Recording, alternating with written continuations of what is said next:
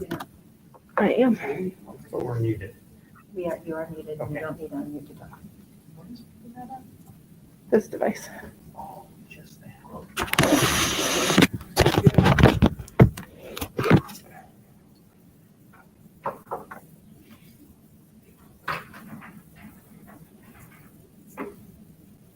Okay, at 6:30, I'll call to order the meeting of the Oregon School District Board of Education. Today is Monday, February 22nd, 2021. We're at the Oregon High School Innovation Center. Could you call the roll, Keith?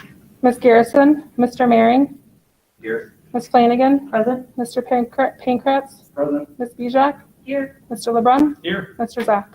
Present, and Heather, and here comes Heather now. She had called me, said she was running a little bit late.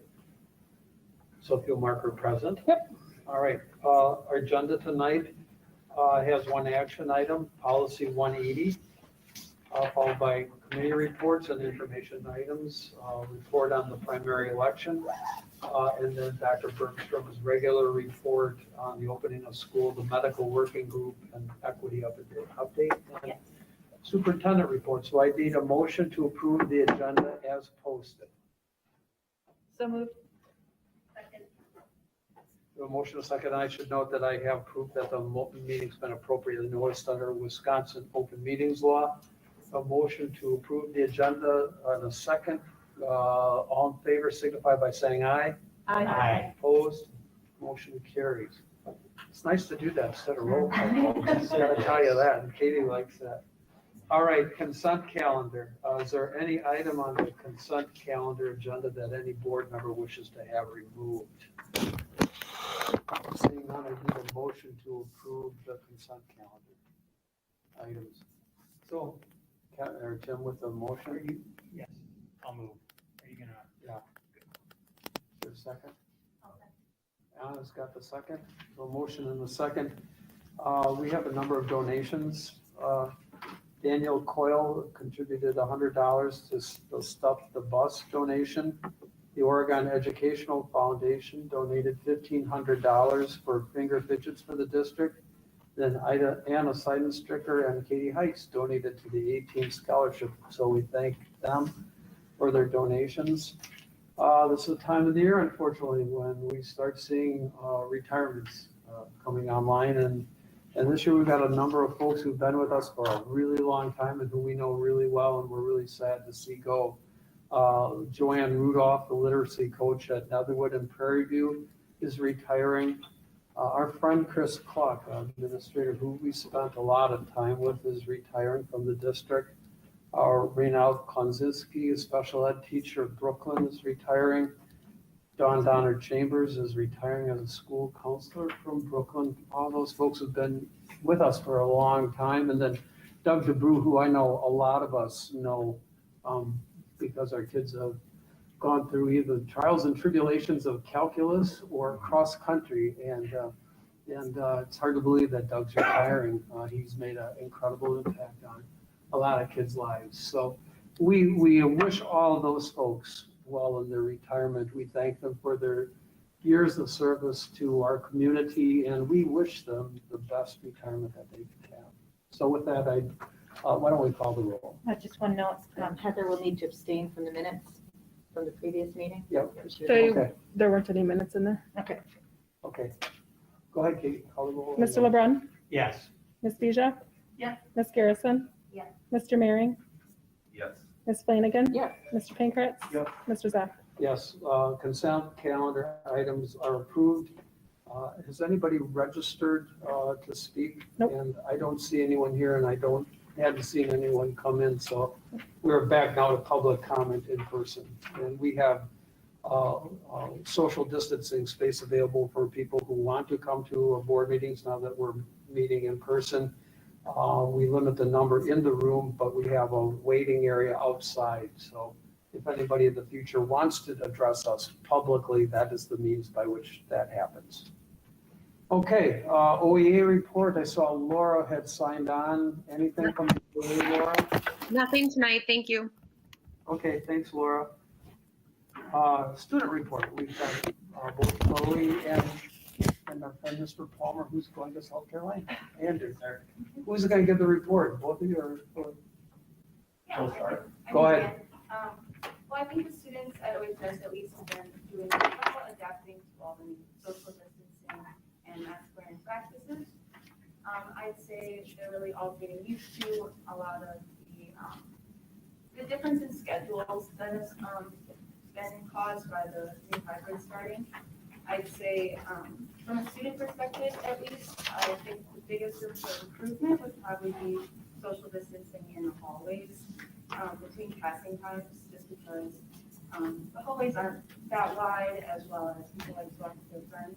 But the Pride Crew, the Senior Leadership Club, have been working on different ways to send out reminders, and just something that we'll continue working on and reminding about. So all in all, I think it's been going pretty well so far. Thanks, Chloe. Andrew?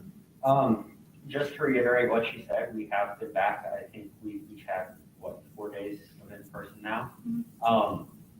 I've absolutely enjoyed it. I know that's kind of the sentiment that's been echoed by a lot of my fellow students.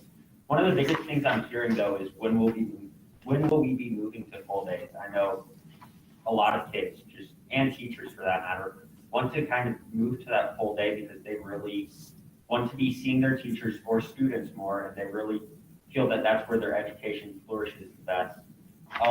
I know I've had some classes where the teacher has elected to have the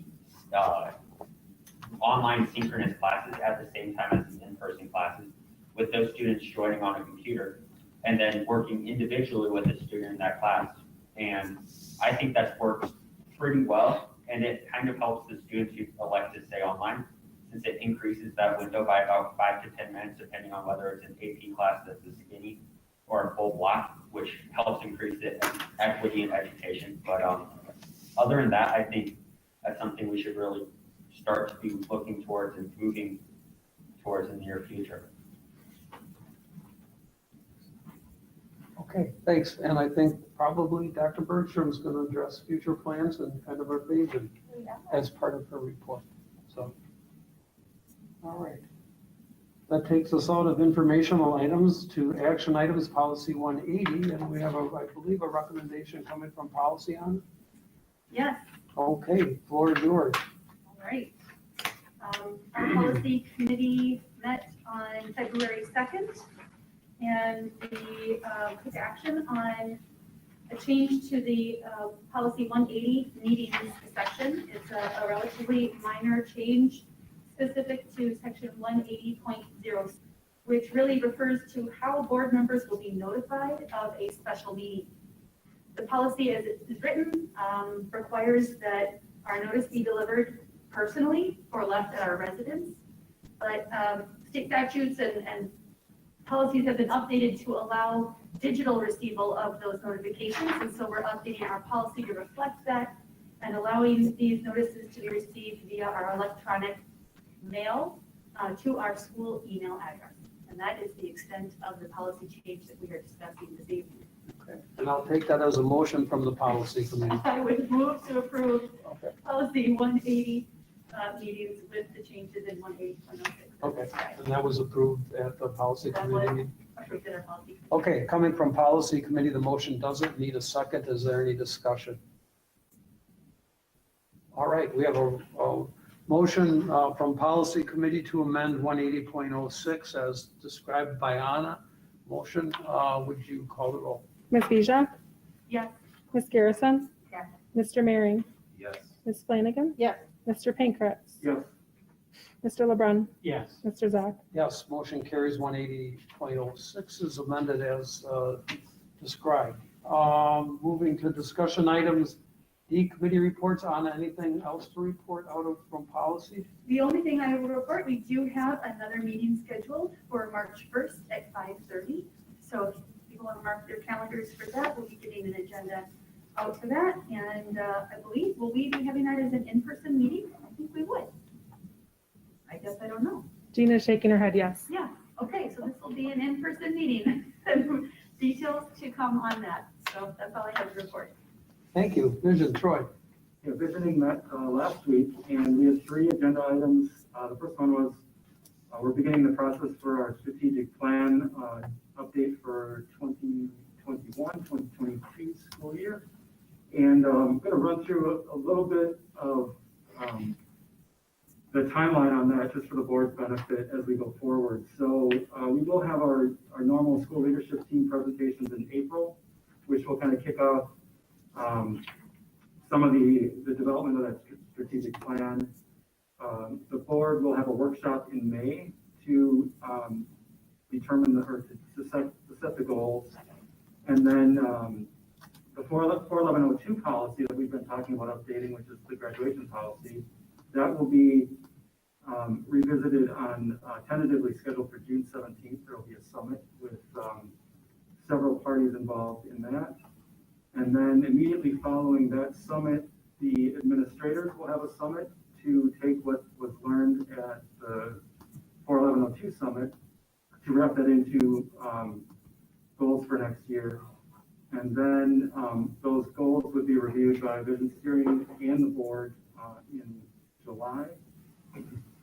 And then from there, the departments would write goals and action plans aligned with our overall goals during the summer for board approval prior to the school year next year. That was the first agenda item. The second one was growth planning. So two things under that item. The Rockford study update is in progress, and we are hoping to have that update prior to the board workshop in May. And then secondly, we are going to be doing an RFP for recreation and facility needs assessment. And we'll also be reaching out to the Village of Oregon and the City of Fitchburg to see if there's interest in participating in that study with us. And then lastly, we revisited, we learned a little bit more about plans for summer.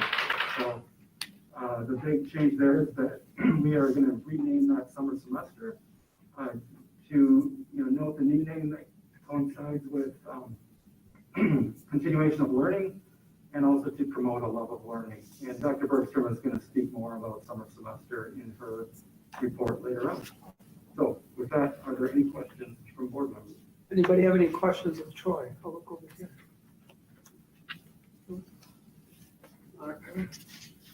Okay. Thanks. You guys had a busy meeting, and we've got an ambitious agenda ahead of you. So. All right. Information items. E, February 16th, 2021 primary election update, and our clerk, Krista. Thanks, Steve. Just to give people an update, we had our canvassing meeting on Friday where we officially report the results. And so the results of the primary for Area 1, Mary Lakuta had 1,379 votes. Josh King had 615 votes. Sherry Pollock had 446 votes, and Aaron Zitzelberger had 121 votes. So what that means is Mary Lakuta and Josh King will move on to the general election for Area 1 on April 6th. And then also on April 6th, we will have the election for Area 3, which is Troy Pankratz and Aaron Heisler as the two candidates. And then just one other thing, because there's been some confusion, is that no matter where you reside in the Oregon School District, all eligible voters can vote for each area seat. So I know there's been some confusion about who can vote for which election, but every Oregon School District voter can vote for each seat. So just wanted to make sure that's clear. So thank you to Katie for organizing the canvas, and our two canvassers who helped us certify those results. Thank you, Krista. Any questions? Okay, moving on to information item, and we'll do 2, 3, and 4, and 5 together, as has been our practice. So, You bet. Dr. Bergstrom, the floor is yours. Okay. And I will definitely have some people jumping in to help tonight because there's different parts to the presentation. We want to keep you updated on all the moving pieces. So here we go. We'll talk a little bit about the status of our reopening plan. Of course, the things that you're used to hearing about, such as mental health supports, health and safety practices, the educational model. We'll get a brief update from athletics because we're about to start, or we're actually in some cases, the next season. And then what do things look like moving forward? Spring, summer, fall, the budget, and strategic planning. So you've seen this, and you know that the chevron to be filled in next is next steps, and we'll talk about that a little bit later today. All of our students who want to be in person right now are in person for at least part of their week, and it's been very exciting for everybody involved. Just a touch of normal, and it feels good. And of course, you know the mental health supports that we have in place, and that we have our current mental health committee meeting to plan out for our 21-22 support plan for our students. And we'll be able to present that to you a little bit later in the spring, prior to staffing though. We're going to time it so you get all the information that you need. And then how do we make decisions about what we're doing and when we're doing it? This slide has been put in here a few times, but it's really important to talk about the fact that next steps will be really based on public health guidance. Of course, the impact of the vaccine. And I'm sure many of you have read that March 1st and after is when our educators are eligible. And we actually have some dates that have been given to us, which is really exciting. However, everything is predicated on supply. So we'll just have to wait and see whether or not those dates plan out, but we're all feeling optimistic. And then, of course, the effectiveness of the educational model, because as you know, we're constantly looking at data, and we'll show you some of that too. And then finally, to move to online again for a short period of time would really be because health guidance dictated it, or we didn't have enough staff due to an outbreak, or we find that there's transmission within the building, which of course would give us pause. What's happening with our safety practices where that's going on. So on February 12th, post our last meeting together, on February 12th, the CDC issued new guidance. And we were all eagerly awaiting it, and superintendents were all from Dane County were in a meeting with public health as it came in.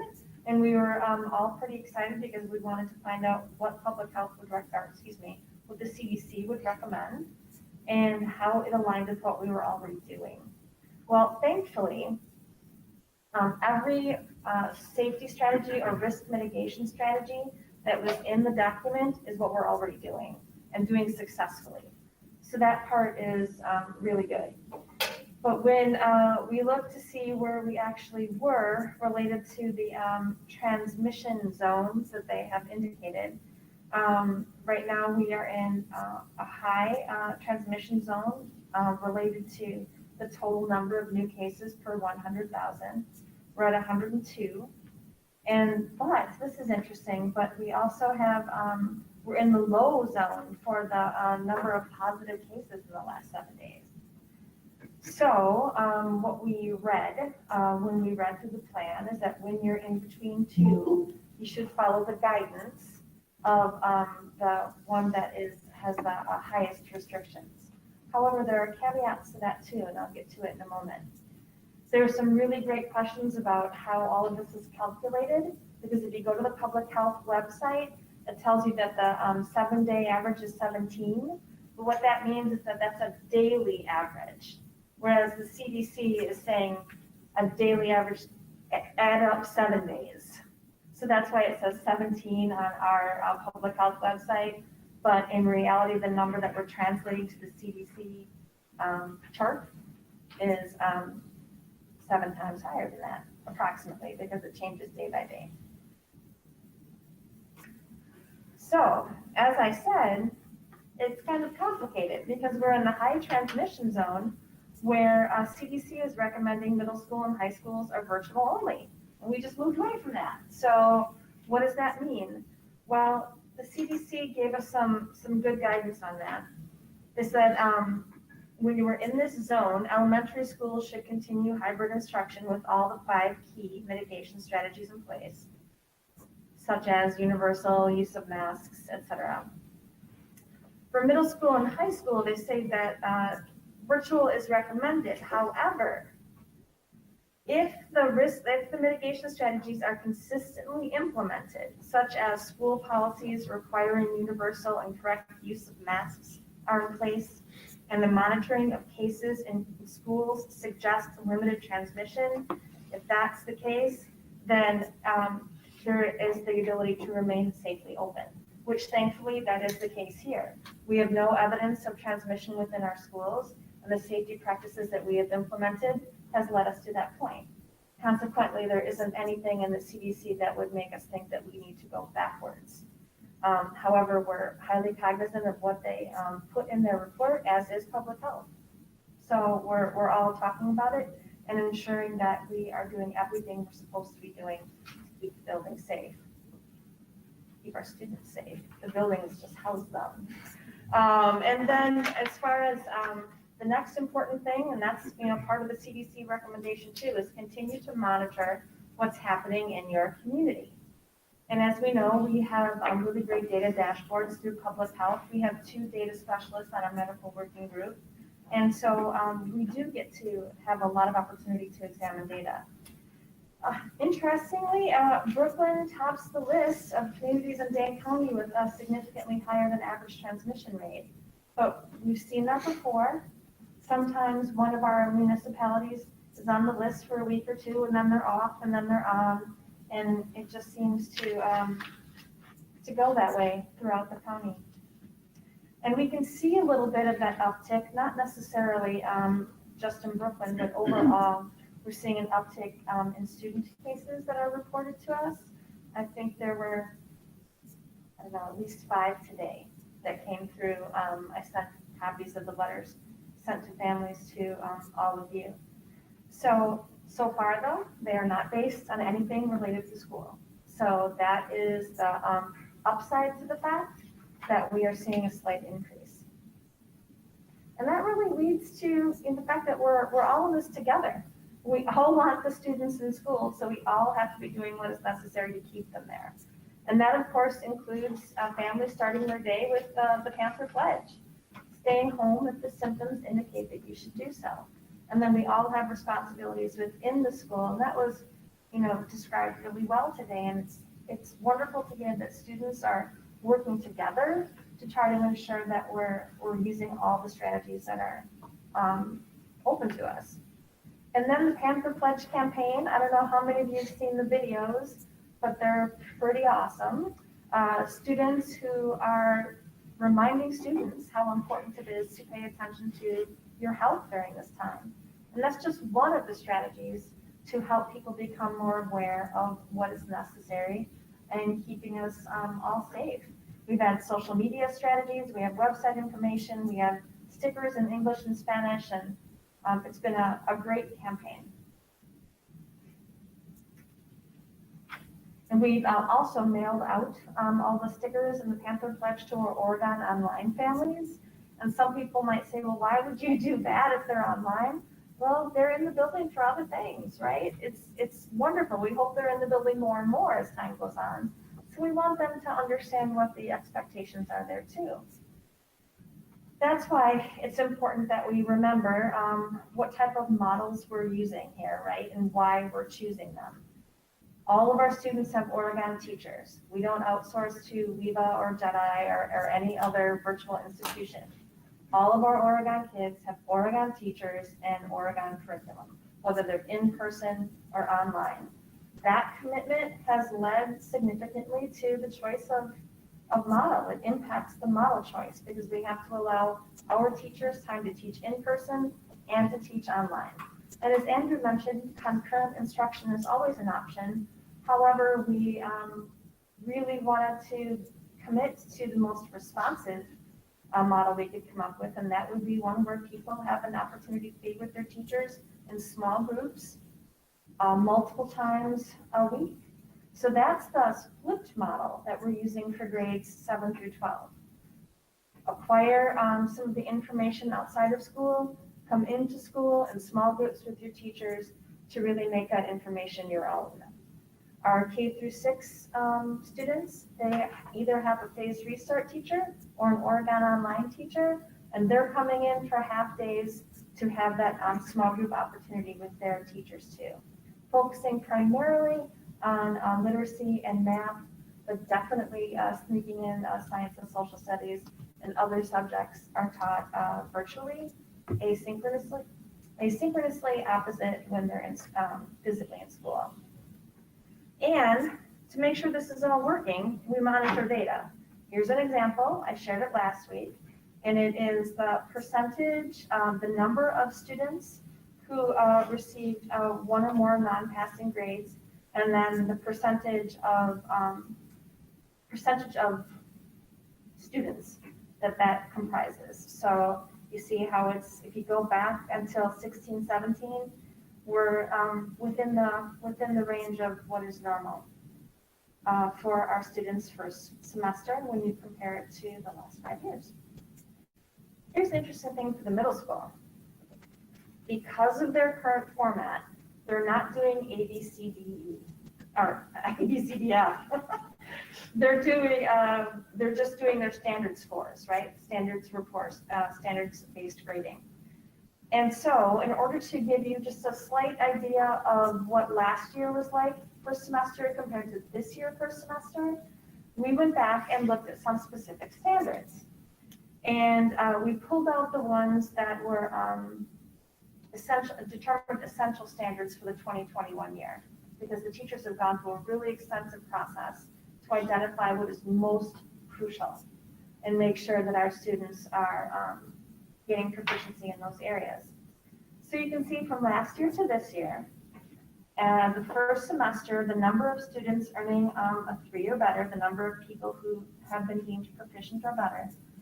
For some standards, there's a little bit, a few more students who are proficient last year than this year, but for other standards, it's the opposite. So that's kind of an interesting piece, that overall it really seems to balance itself out. And it's also important to note that the grade a middle schooler receives on their report card, or the score that they get related to their standards proficiency, is really a snapshot in time. Many times the students are continuing to work on their proficiency in non-assessed ways throughout the school year. So it's not as if students are leaving their grade where only 75% of them have an understanding. They're continuing to build that understanding throughout the time. So overall, we were really impressed with the math scores. So much so that, you know, our K-8 math coach, who started that position when we adopted the elementary math program Bridges, we were talking to her about the results and what impact the selection of that curriculum 4 years ago may be starting to have on our middle school students as they're working their way through math in the Oregon School District. Because Shannon, Dr. Anderson had mentioned that her teachers commented that the students came in this year with some components of the math curriculum more sound than they've ever seen it. And so we're trying to understand now if that's connected to the curriculum selection and implementation from 4 years ago, because that means that they've had 4 years of a different way of thinking about math. So now I'll share with you just a little bit about our kindergarten through grade 6 data. And that is kind of exciting to share too. A couple of considerations as you look at it.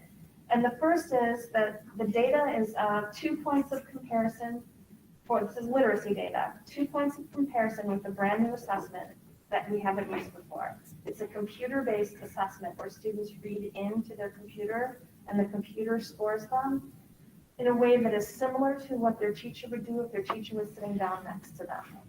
However, it's a different assessment. And so when we compare it to prior years, we're not necessarily comparing apples to apples. However, we are comparing the same level, or we're comparing to the same standard, right? Just a different tool to do so. And to make the determination on the data that you will see, it's from an assessment that was taken in late October and early January.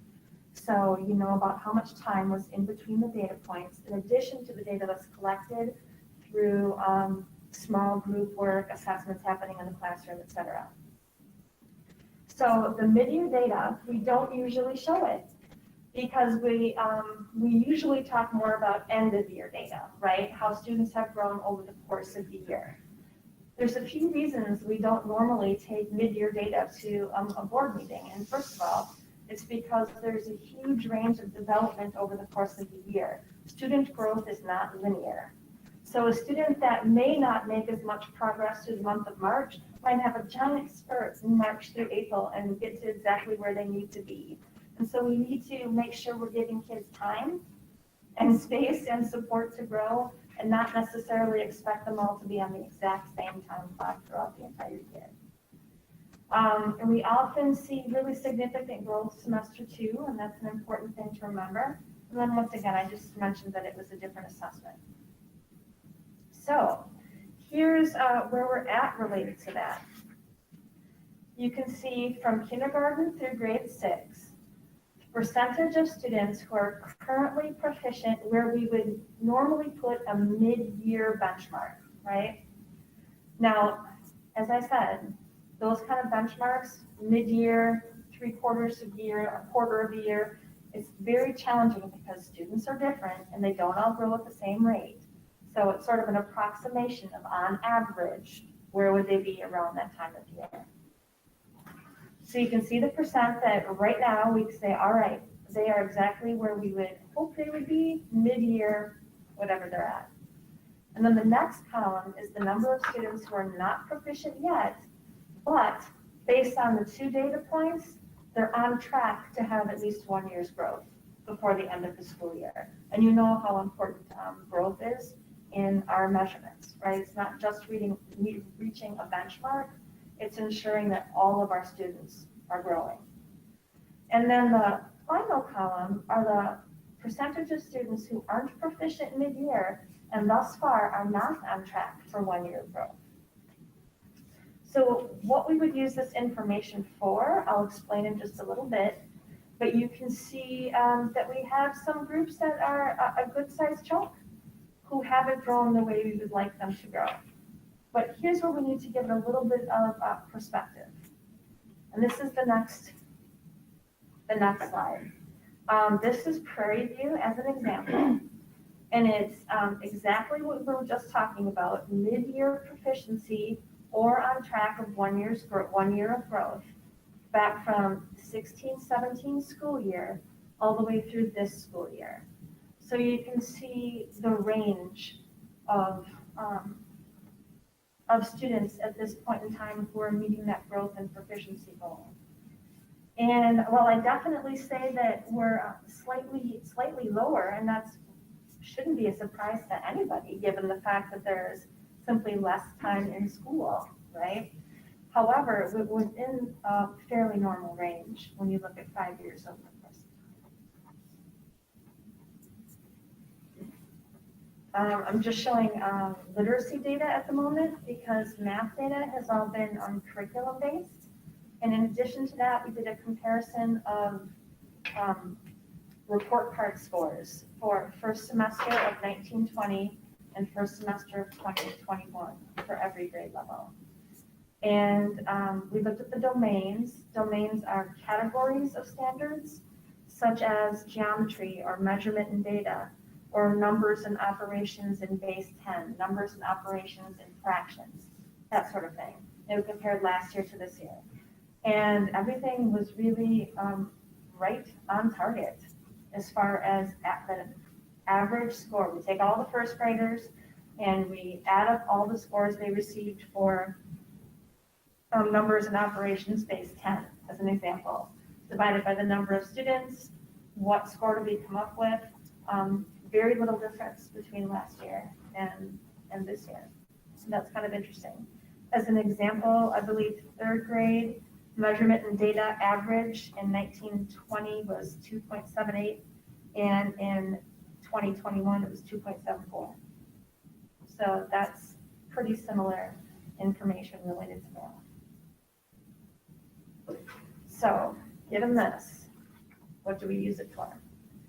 Well, one of the most important things we do with this data information is there are team meetings at every school on a weekly basis, but there are also data team meetings several times a year. And whether it's the weekly team meetings or the data meetings, the students are looked at individual by individual. All of the data that's associated with that student and the proficiency and the growth, all that we know about the student as an individual person, you know, who they are, what they like, what motivates them, what doesn't. All of those factors are discussed for every individual student so that the teachers have an idea of what's the best path forward that's going to give that child their optimum growth. And then in addition to that, we also look broad picture, right? For math as an example, we pre-test, this is 5th grade, I'll use as one example of how it's done.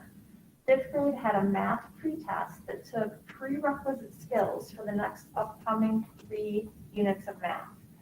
So that the math teachers and the coaches, the coach and the principal could take a look at the data big picture and say, okay, of the prerequisite skills, we know these are the things that our students need extra help on. We're going to build into the universal, and we can tell just by looking at this pre-test data. And then they're able to put that into the universal instruction to build up those skills so that by the time they're at the end of the unit, they not only have the skills for the unit mastered, but they also have a better handle on some of the prerequisite skills they needed to be able to be successful in that unit. So student by student, it's big picture. It's also used to allocate resources, and I think that's a really important piece to know too. This is the kind of data we would look at when we were talking about, all right, what might be necessary next year? What might be necessary this year? For example, the teaching and learning department said today that 3rd grade, they wanted to have bigger volume of text in the hands of our 3rd graders. So they purchased an online catalog that would give students significantly more access to books. Now, of course, there's all kinds of ways to do that. That's the way that they chose to address the fact that they want to increase the number of books in students' hands. That's just one example. And then the other big part of the action stuff, I think, is really, this relates to the summer semester piece. What might be the most important thing for us when we're looking at this data is to remember that our students are not their scores. Scores are important, but we want them to come through this period of time with their love of learning intact. You know, so they're excited about what they do, they're excited about school, they're still curious. All of those things that we have to nurture and cultivate in a regular school year are even more important now, because we have a much more finite opportunity to do so. So that is one of the most critical things that we need to think about when we're looking at our data. And then we need to really think about how is our response to what we're seeing, which is when you look at K-12, the data is pretty good. But how is our response being informed by our values?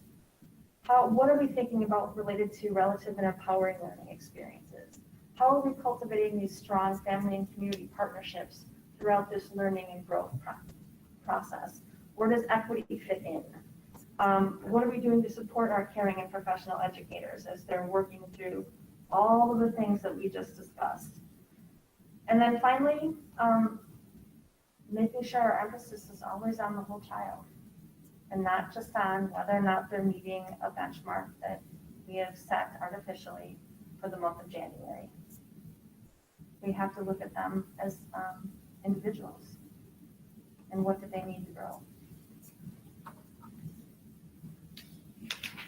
Why don't we, You want to stop well, there? stop, because we had a lot of data thrown at us before we move into athletics. Let's go on with this topic and see if anybody has any questions on. I'm gonna wander this way then that way.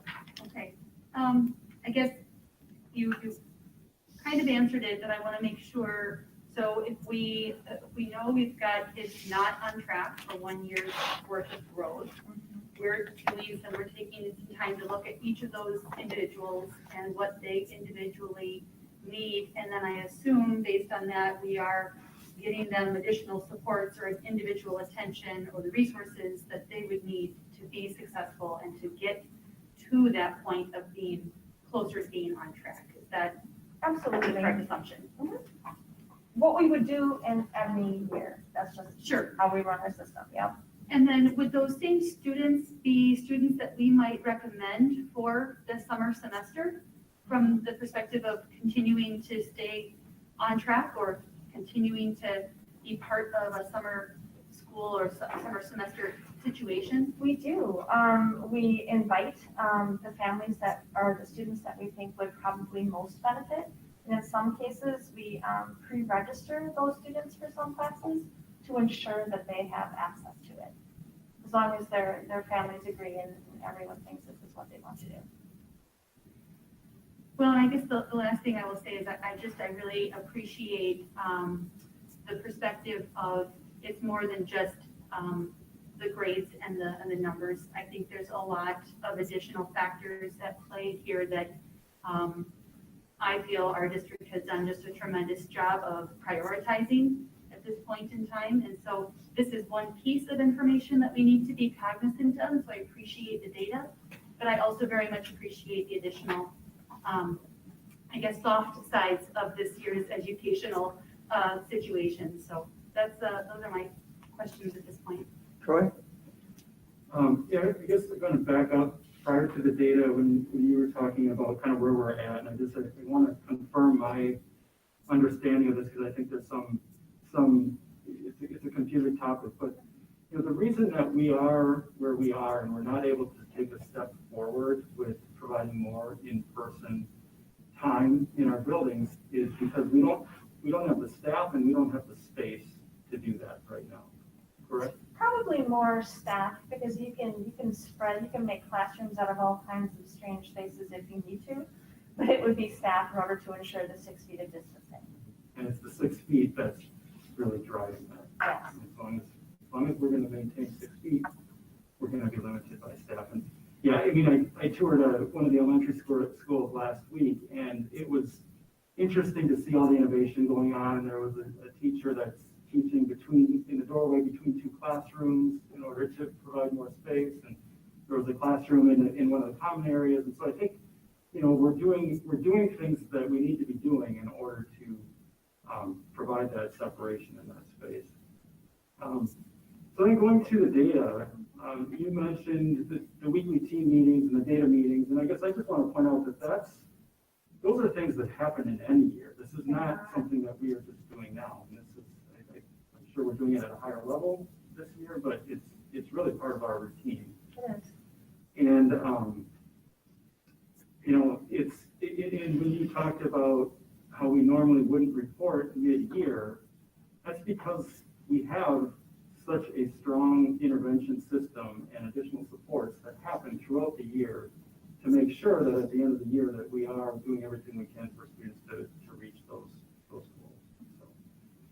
So, and then lastly, I guess you mentioned some of the assessment that we're doing with the computer assessments. And I mean, as I understand it, that's sort of AI or on the cusp of AI, right? So there's some learning time that is necessary to get the system up to speed to be able to accurately assess students, correct?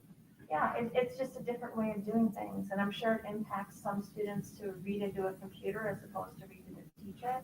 I think there are all kinds of small variables. It was also the first time the assessment was used, and so sometimes there are implementation glitches related to the first time any assessment's used. But it was a good use of it was a good way to get important information in a timely way, because sometimes the person-to-person testing component can take weeks to happen when a teacher can only do a few students at a time. Great, thank you. That's all I have to know. Kevin, anything? Yeah, a couple things. The transmission that put us in a red, is that including the UW students still? The public health's not breaking out that? Well, they do occasionally. I mean, they give us the data where it's broken out, but overall, and the number of new cases or the number of positive cases is not broken out. I think we used to report on this, but we've lessened that a little bit. But it used to be that the majority of cases came from outside of Madison. So I think you remember some of that. It was like 58% outside of Madison. This last time, there's been a little surge on campus, and I think it's more like 40% outside of Madison. Right. Yeah, the students have gotten a notice lately on that too, so I was wondering how much of that was driven and where we would have ended up if you factor out DW students where, maybe there's some examples of kids not being so responsible. It puts us in a different place. I was gonna ask, some of the same questioning around the 6 feet. Is it staff and or the distancing? It sounds like it's both, but more staffing. Some of this talk of 6 versus 3 feet that's out there, help me understand it, if you will. Is it primarily the 3-foot rule, which I'm sure would open up possibilities quite a bit more driven by these Harvard metrics and not CDC driven, or? Correct. I mean, we were actually interested in what the CDC was going to say, whether they were going to open the door to the 3 feet of distancing or not, and they didn't. But that doesn't mean that there isn't some research out there that supports less than 6 feet, particularly for students who are 10 and under. So I know that, public health is continuously reviewing the research as it's coming in. And if they're going to make any changes, it would probably be after Emergency Order 13 ends. I think that's March 10th. So you know what that means. It means we'll probably get a new order on March 8th, and I'll be in front of you 2 hours after I saw it, that kind of thing. But we're all hoping that there's some adjustments to the 6 feet rule, particularly for younger kids, but we'll have to see. Definitely lessen the issues in space, right? Mm-hmm. Going a little bit deeper into the numbers, and I don't know if this analysis has been done, but if you, in general, think of kids that were maybe on the fringe performance-wise that were struggling before the pandemic, and looking at the impact these kiddos are having, or the pandemic's having on these type of kids, are you seeing a greater disparate impact on those type of kids that maybe were struggling to begin with? It's a very I general think if question. you were struggling as a reader before, then I'm sure this did not help with that, absolutely. But we do have a demographic breakdown of all of our students who are not proficient or not on track. And when I said demographics, I mean, do they have an IEP? Are they receiving math or reading intervention? Are they an English learner? What is their background related to schooling and the number of times they've been in intervention? All of those kinds of things we have broken down to the numbers you see here. Are you seeing a big surge, or these kids being left behind even more, or are we putting more resources towards those kids, which you have to do in a regular setting, let alone a pandemic? For sure, that's part of why we do the breakdown, so that we're better able to understand where the resources need to go. There hasn't been, there isn't as much of a deep divide as you might think.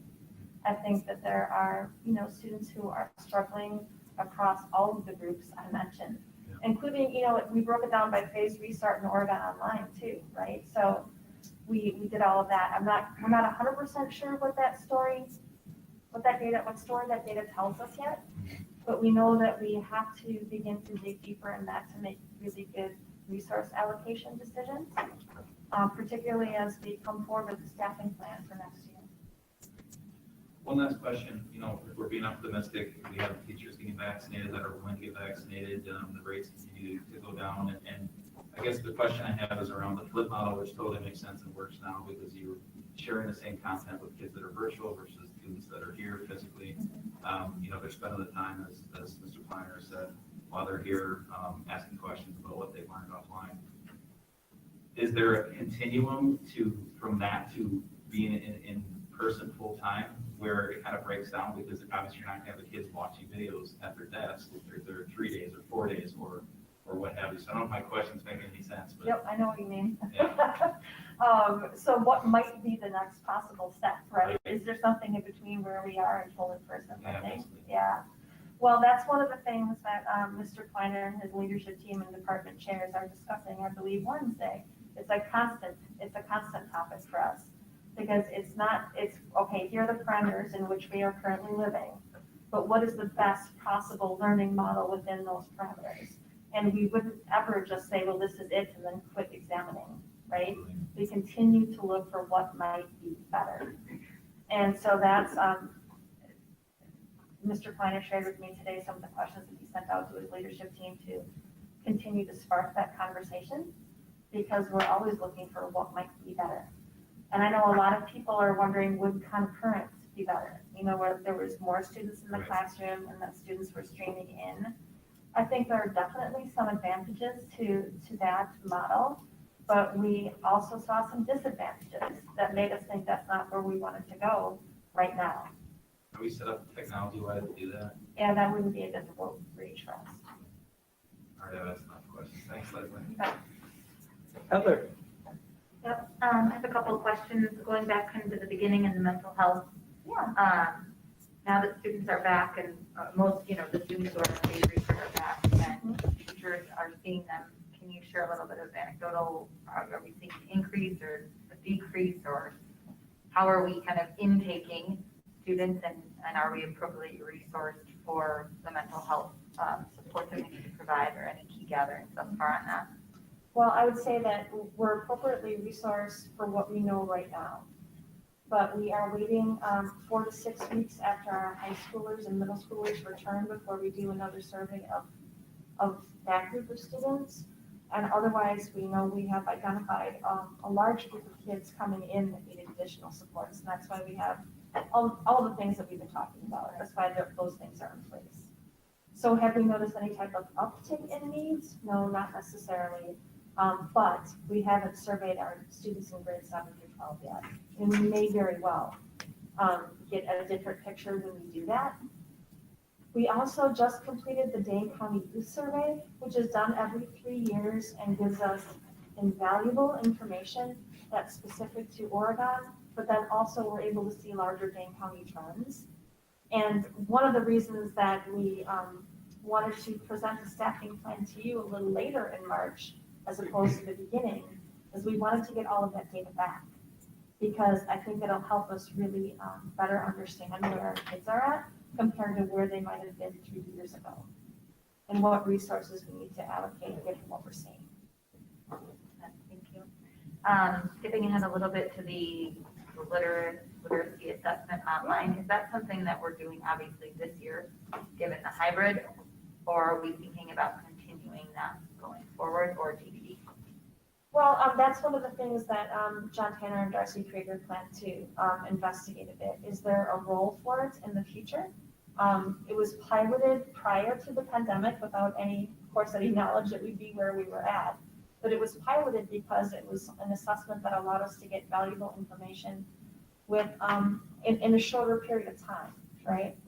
But it was piloted at the 5-6 level. And what we found is that it was very aligned with the results we were getting from our conscious of Fennel test that we are normally giving. So we thought, great, this is working really well, perhaps at grades 5 or 6. Maybe that's a tool we would use.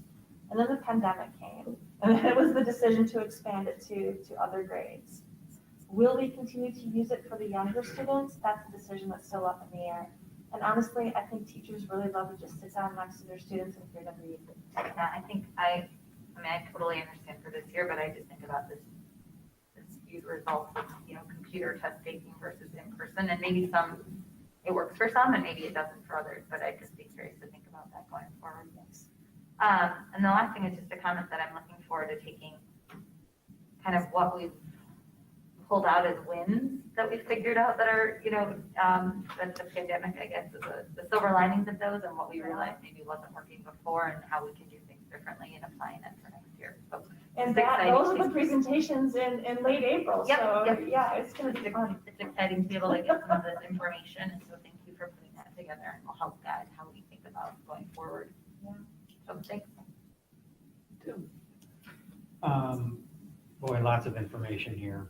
With regards to the proficiency numbers, do we get a snapshot of how we compare to others in our county or in our state, or with regards to proficiency at this time of the year?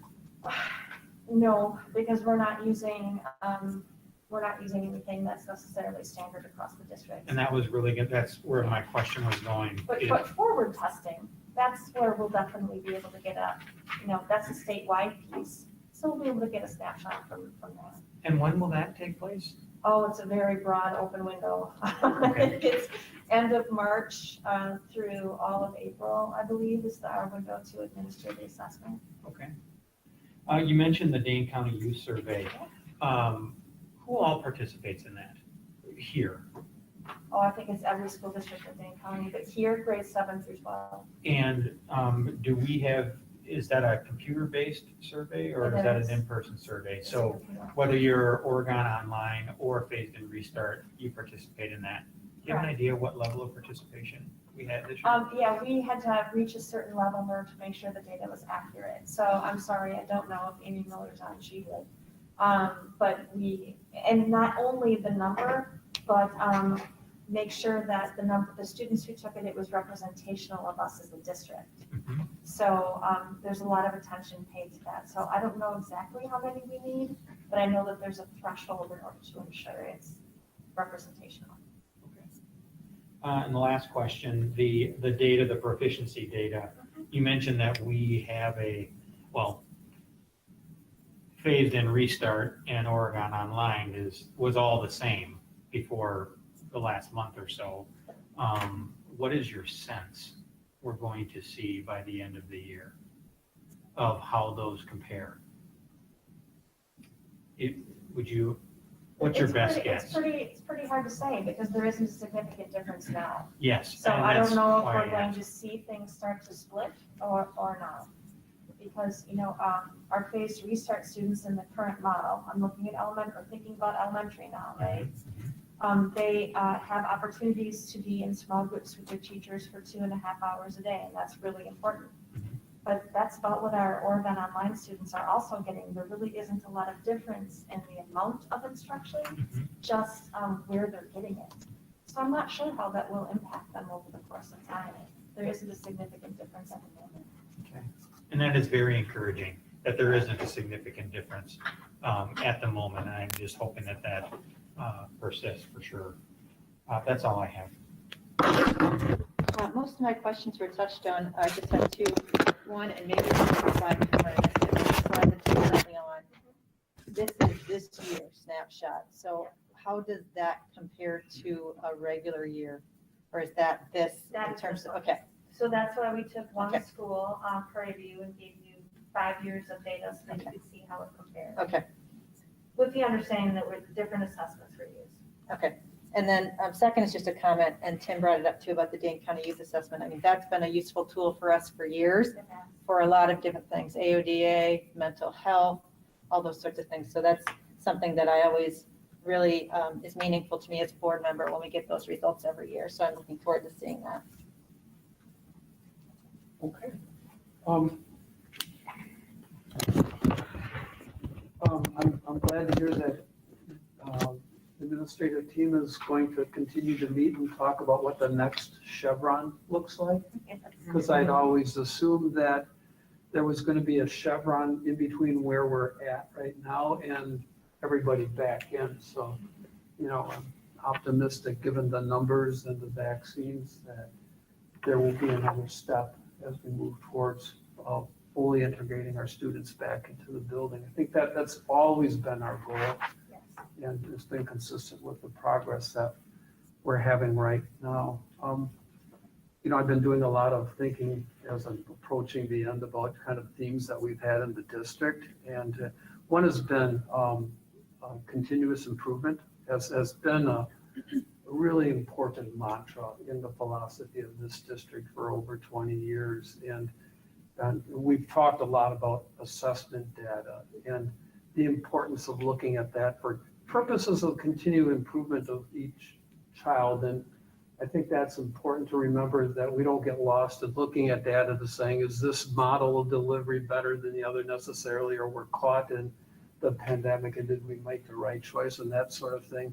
I think what I heard today was that we're using the assessment data on a continuous improvement model to find kids and to make sure that we give them the best education they can right now and as we move forward because of this, and the focus is on the student and not on circumstances. And I'm really excited about hearing summer semester that would be another way in which we can look at our students to help them through. What I saw tonight in terms of the data, the analysis is exactly the same that we've used in past years in using a standards-based model to really drive our teaching and educating.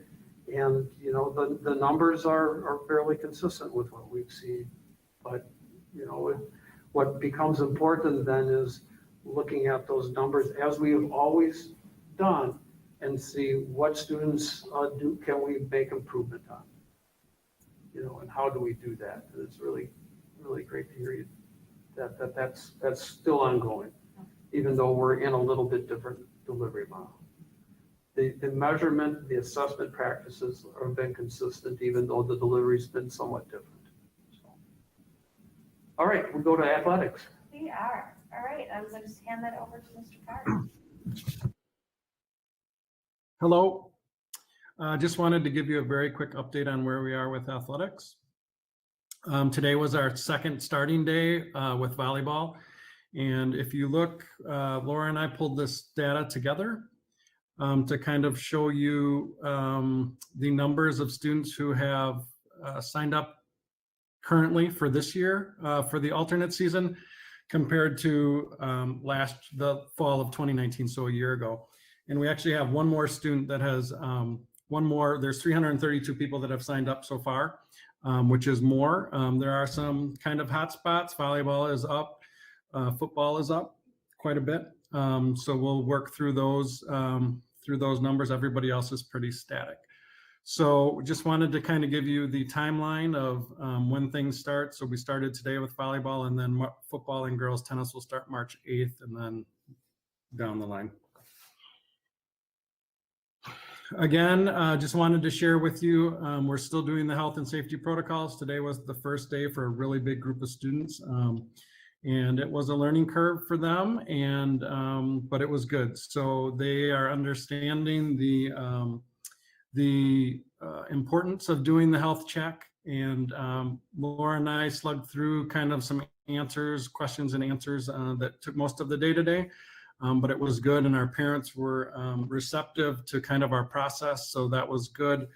And then we're still checking in with those students when they get to practice before they start. So it's the two-step process of in the morning, identifying, doing some symptoms, quarantining, testing, and contact tracing if we have to, and then checking in with them again before they get to practice. And then I just wanted to share some action steps. We'll continue to work on the importance of the proper masking and the daily health screeners and the distancing. While we're opening up a lot more of our number of students, it's still really important for our students to make sure that they're wearing their masks all the time, they're doing their screeners, and then they're distancing. We're going to finish up work on our alternate fall schedules and transportation.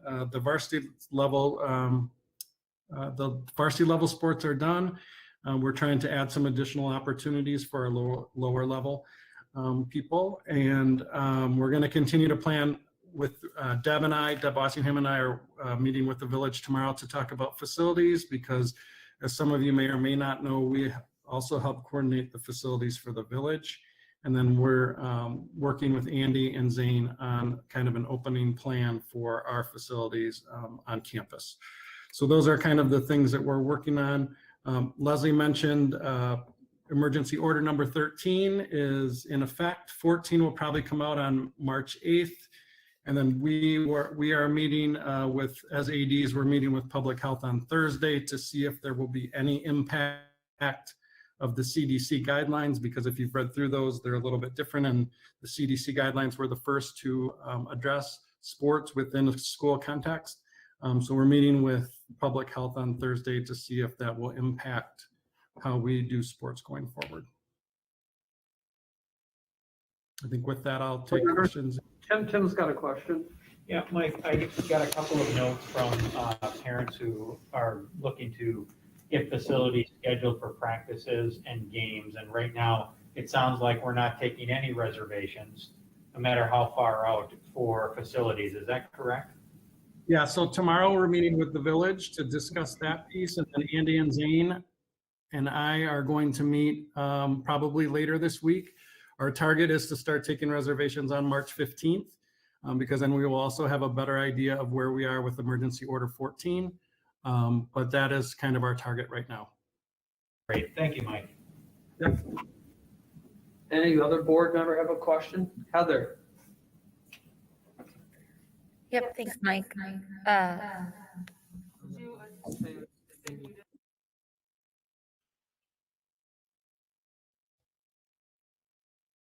Transitioning from winter to the fall/spring sports, how have parameters changed? How are they changing? What is it going to look like for outdoor, indoor sports, for fans, sessions, and all of the details that are being worked out? Yeah, I'm sorry, you were cutting out a little bit. Heather, could you repeat the question? Yep. So as we transition from winter sports to spring sports, or the fall version of spring sports, what are things looking like for parameters in our agreements with other schools as it relates to fans or concessions or kind of the things that we have put in place for winter sports, and especially as we think about that some of these might be outdoor versus indoor?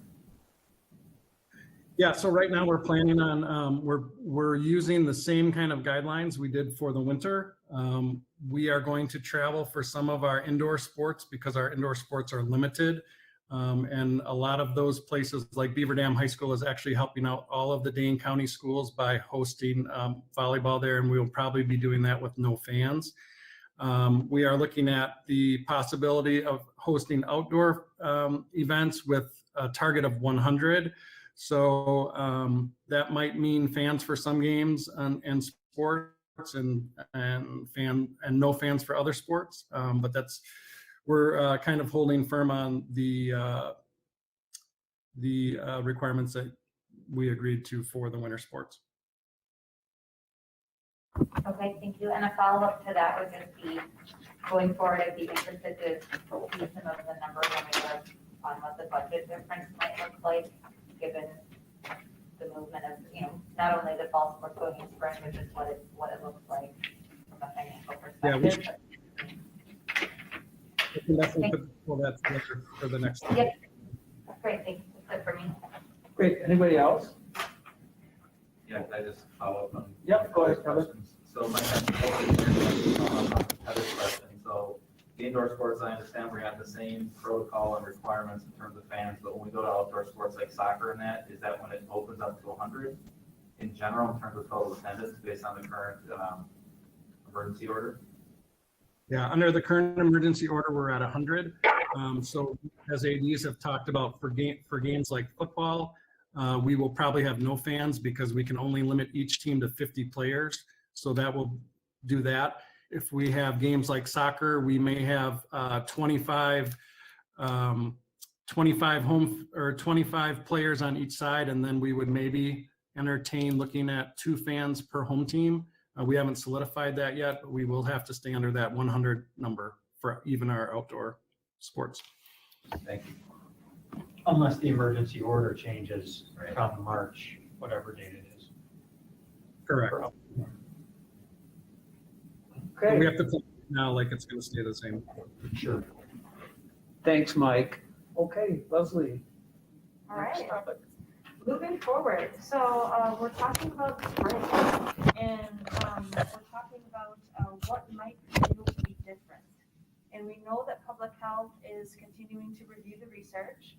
And I think where a lot of us, as we're talking about what might be possible, the phrase that really causes a little bit of consternation is the physical distance requirements that public health has out there. And it says 6 feet to the greatest extent possible. And this is open to a wide variety of interpretations, but what public health has said in our meetings with them is that what that means is there may be some times when it isn't possible to have 6 feet. Sometimes a teacher may need to sit next to a child who needs help, or a student crosses the room to get to the pencil sharpener and is within 6 feet of people. It doesn't mean that we should be setting up systems where nobody's adhering to the 6 feet. It means that there may need to be exemptions on occasion, but we shouldn't be setting up systems where students are closer together than 6 feet. So that is where it can get really challenging, right? Because that really limits what we're able to do at the moment. But I would also say that's one of the reasons that when you receive letters about transmission, you rarely see anything about close contacts. Our students aren't having to quarantine very frequently for anything related to school, because other than sometimes buses get a little tighter, right? And that is a good example of that was today, we had some students who needed to quarantine on a bus. But in the schools, our students are able to maintain that distancing that doesn't require them to quarantine when someone in their class is COVID positive. So we're planning forward with the understanding that we still have the 6 feet piece that's really important to keeping our students and our staff safe until we hear differently.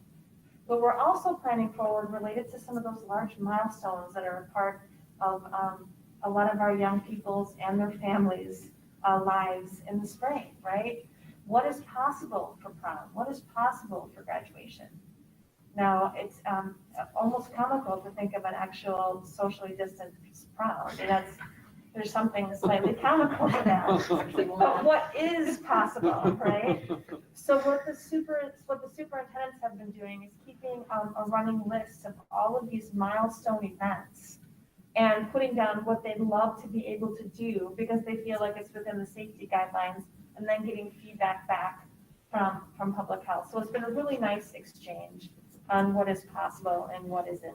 And what might seem impossible now might not be in the beginning part of May, right? So we're trying not to make decisions at the moment and holding out a little bit longer, hoping that more opportunities open and we can have something for our students that's a little closer to what they'd always hoped it would be.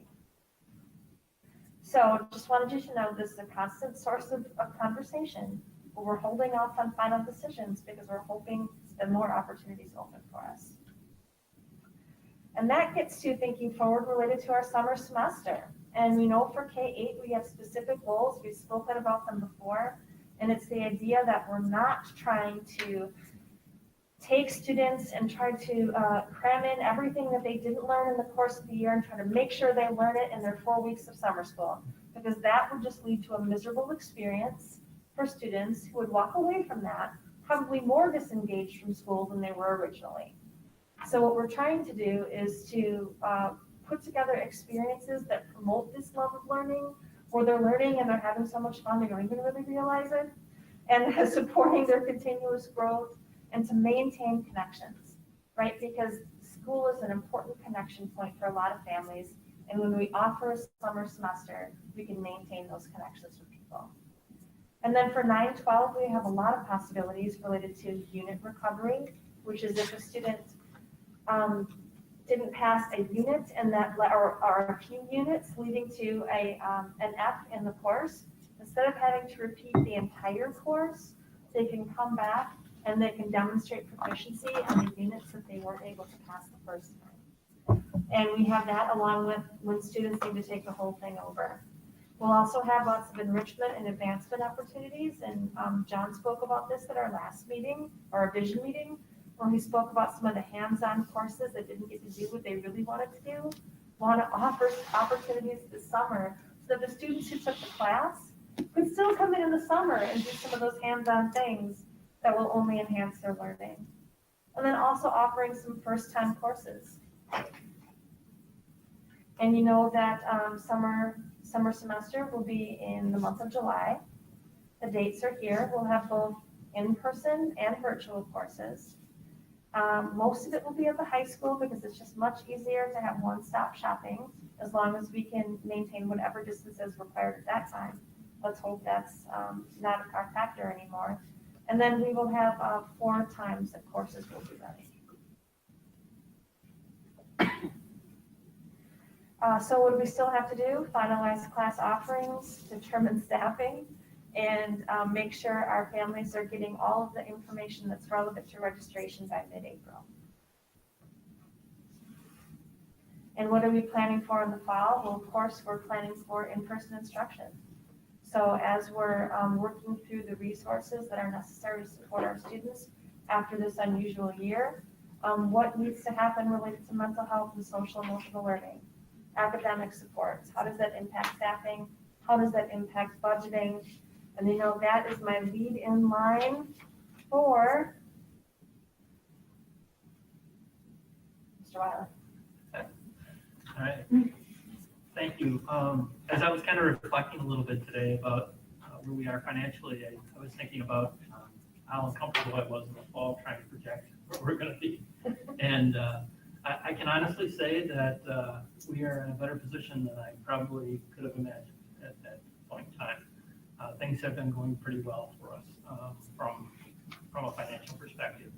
So, Katie, do you want to flip to the next? Oh, I'm sorry. You got it. So kind of where we are, the 1.5 million is what we put aside from last year that we didn't spend for COVID-related expenditures. And I'll go through them real briefly here. There's actually, we spent over $500,000 on tablets and computers, but we had a stimulus program called ESSER, and there's actually going to be a third ESSER coming our way. I'll talk about that briefly here in a minute. We got about $100,000, and so we used that plus approximately $465,000, so we're a little bit over budget on that line item, but we have plenty of savings down below. Staff in COVID, we added 4 teachers. This is kind of a made-up number. Those people are in our budget, but we're just kind of showing that we will have spent that full $240,000 for those staff members. Safety measures, we're a little bit over budget at this point in time. We actually are showing $1.52 million. That's because of the generosity of Friends of Rhode Island School District. We added $20,000 into our MiFi budget. You can see that we still have a little bit of money left over, about $12,500 to kind of get us through the end of the year. My guess is we might exceed that just a little bit, but we're not far from it. Here's the one that we're significantly under on. That's employee cleaning and bus supervisors. So these are food service folks, as well as some spare, earlier in the process, some spare bus drivers, and any other employees that we can find, quite honestly, so that they can do supervision on the buses. And we have drastically underspent that budget and plan to completely underspent that budget. So that I anticipate having probably a couple $100,000 left over at the end of the year. So that will make up for the overages above, as well as some other things that I'll talk about here in a moment. Unemployment also, our numbers were really high in the fall. They have gone down and are pretty close to normal right now. So we will drastically underspend, well, not drastically, but we will underspend that budget probably by $50,000 or so.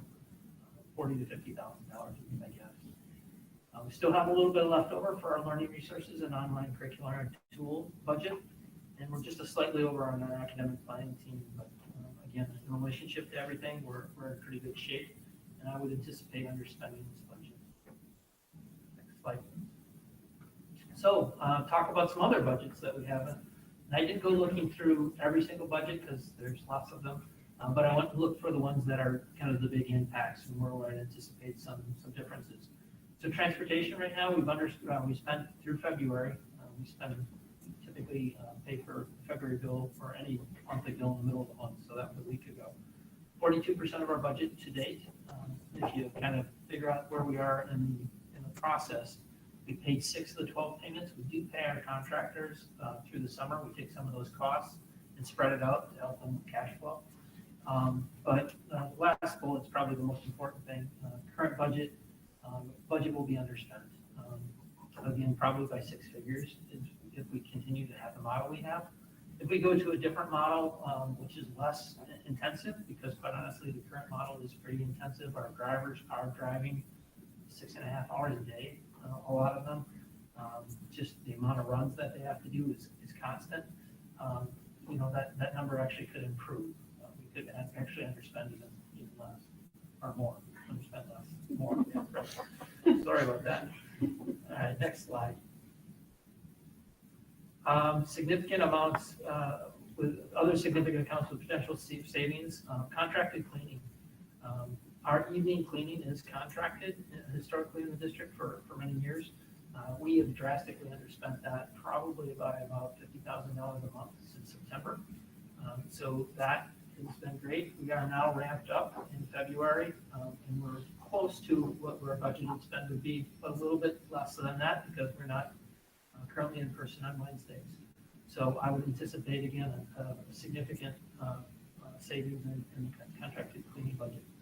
Then utilities, even though we are over ventilating the buildings, kind of the summer we didn't spend as much money on utilities. Water and sewer bills are way down. They're not a huge component, but we are saving some money in there too, so I anticipate some savings in those accounts as well. We do have some revenue gaps, some things that we didn't anticipate when we built the budget. Medicaid, we would probably not hit our revenue number by about $60,000 is our guess right now. That is related to providing medical services to students that are eligible for Medicaid services. We do bill on those, and we're significantly lower than what we would normally be. Our interest revenue, if you've looked at your savings account lately, the returns are pretty anemic. We did continue to lower our interest projection throughout the fall, but we still think we're going to probably underestimate that. Just so you know, in a normal interest environment, we would probably be budgeting $400,000 to $500,000. We budgeted $35,000, and we're at I think what 4 or 5 right now. So interest rates are not good. And then high interest aid, that's related to our special needs students who require additional personnel mostly. They have some high cost components to them. And we had budgeted $100,000. We are still waiting kind of to see how DPI is going to promulgate those rules for how we submit for those. Obviously, not being in person all the time, we're kind of curious as to how that will work. That $100,000 is the total revenue budget. So that's worst case. We anticipate being able to submit something for those students. So now I mentioned ESSER before, and don't ask me what that stands for. It's elementary. Secondary School Emergency Relief Fund. You just gotta ask like. I have the notes. So ESSER 1 was about $100,000 for us, and we did use that for the computers and the tablets. ESSER 2 is the stimulus package that was approved kind of in December. And right now, we don't know the exact amount, but we know our minimum amount is about $465,000 that we're having there. And then ESSER 3, if you're following the stimulus, there's $160 billion being talked about for public schools. That's out there that could still be coming our way. Obviously, there's nothing promised at this point, but it does seem like there will be a component heading our way. So the question that we have and our strategy, our recommended strategy, is really to submit any expenses. So those expenses on that first chart that we talked about, we could submit for this $464,000 and obviously be able to access those dollars right away. This is what my colleagues are doing in other districts. The impact that will have is then we'll have a larger savings or a larger increase in fund balance this next summer. Our hope would be that we would talk about that through the budget process. And as we identify one-time investments in helping our students this summer, that the board would be open to then utilizing those funds for that purpose. So rather than waiting, identifying those needs, and then submitting for those expenses kind of down the road, we would just, we know we have the expenses already for that 464. Go ahead and claim that for instance, the computers and tablets, we'd almost cover that budget right there. And then be able to access the savings from the dollars we didn't otherwise spend, if that makes sense. Does that make sense to everyone? Yep. Okay. So again, it would be kind of like a request from last year that we would come to you and say, here's what we think we need for kind of catch up for summer or for next fall based on what we think the picture of the educational environment looks like then. And then we come up with a plan for you. So then more good news, food service fund, and everybody's always worried about or curious about that. So if you recall, we actually went through about $261,000 last spring when we weren't really bringing in any revenue, and we continued to pay our employees. We continued to provide meal services, but we were kind of limited in how we could do that. So we had zero fund balance at the beginning of the school year. At the end of January, so just a month or so ago here, we were up to a fund balance of $71,000.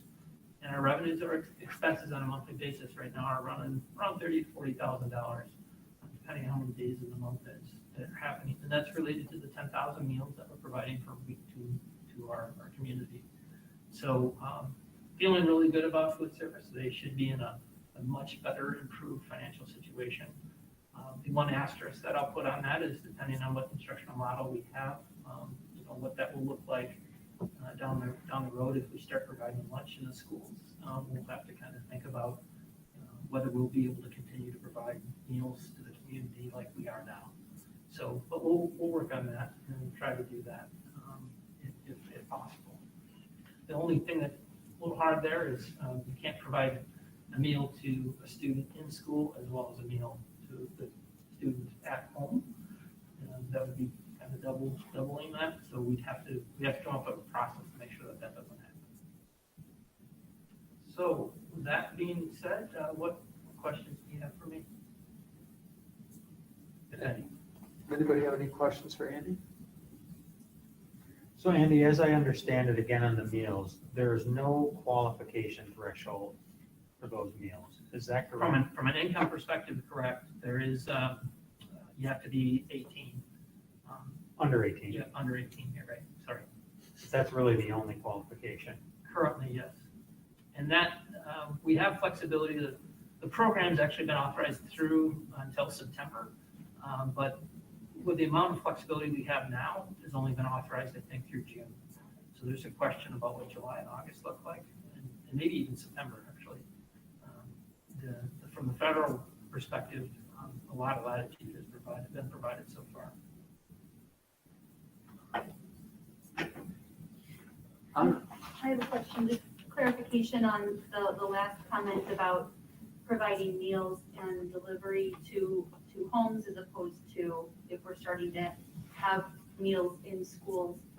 Can you kind of talk me through that? So if we have an Oregon Online student who's continuing to stay virtual, is that a non-issue that they can still receive their meals? Is it a staffing or resource issue if not many It's more of people can deliver? Yep, it's more of a staffing and resource issue. If all of a sudden we have our staff who have been used to provide those meals out into the community, basically the same time that we can normally preparing or serving the food, how does that work? Okay. Do we hire them for more time in the afternoons to deliver the meals, or how, that's what we have to figure out. Right, or if it's on a Wednesday day delivery for the week or something like that, it may just change how that looks. Right. But we would be able to hopefully find some solutions. There is no regulatory restriction on that, other than you can't provide meals in two places for the same time. Okay, I just wanted to clarify, thank you. Yep. Andy, back on the first slide where we were looking at the 1.5 breakdown, can you just confirm that staffing line item, that's basically like the reassignment of staff? You said that they were in our budget, but. Yeah, this is kind of a fictitious number. It's just basically, we took the $240,000, divided it by the number of payrolls that we had to date, and then went there. We didn't actually go find where those 4 staff members are, what their salaries were. Quite honestly, business office didn't know that. So we just kind of plugged it in. But those are the staff that are reassigned to other duties? Nope, these are the teachers. Those are the 4 teachers that we added to the budget. Gotcha, okay. Sorry. Yep. The staff members that have been reassigned, the food service people mostly, are a component of the employee cleaning and busing budget line. Okay, thank you. I have a question for Leslie, but I will just before I get into examples, but if anyone else wants to finish up, that's fine. I just have another question for Andy. We are providing 10,000 meals a week today. In a normal year, how many meals are we providing a week on average? That's hard to answer because once you get past K4 buildings, we are providing meals, but also a la carte and things that aren't considered meals. So, for instance, the students here at the high school could get a milk and chips and a yogurt. That wouldn't be necessarily considered a meal, but it's obviously sales for us, and we generate revenue from that. So I can get you that number. Well, maybe it's easier to ask it this way. 10,000 meals a week is generating what level of revenue today? Okay. And what level of expense is typical from a meals perspective in a normal year? I can get you, I'm gonna take a stab at it, but I would like to spend some time and just look at that. I would say we're probably about 1/3 to a half, somewhere in that range, Okay, to where we normally be. okay, But our expenses are down because they were not ordering as much food, sure. and then those staff members have been reassigned.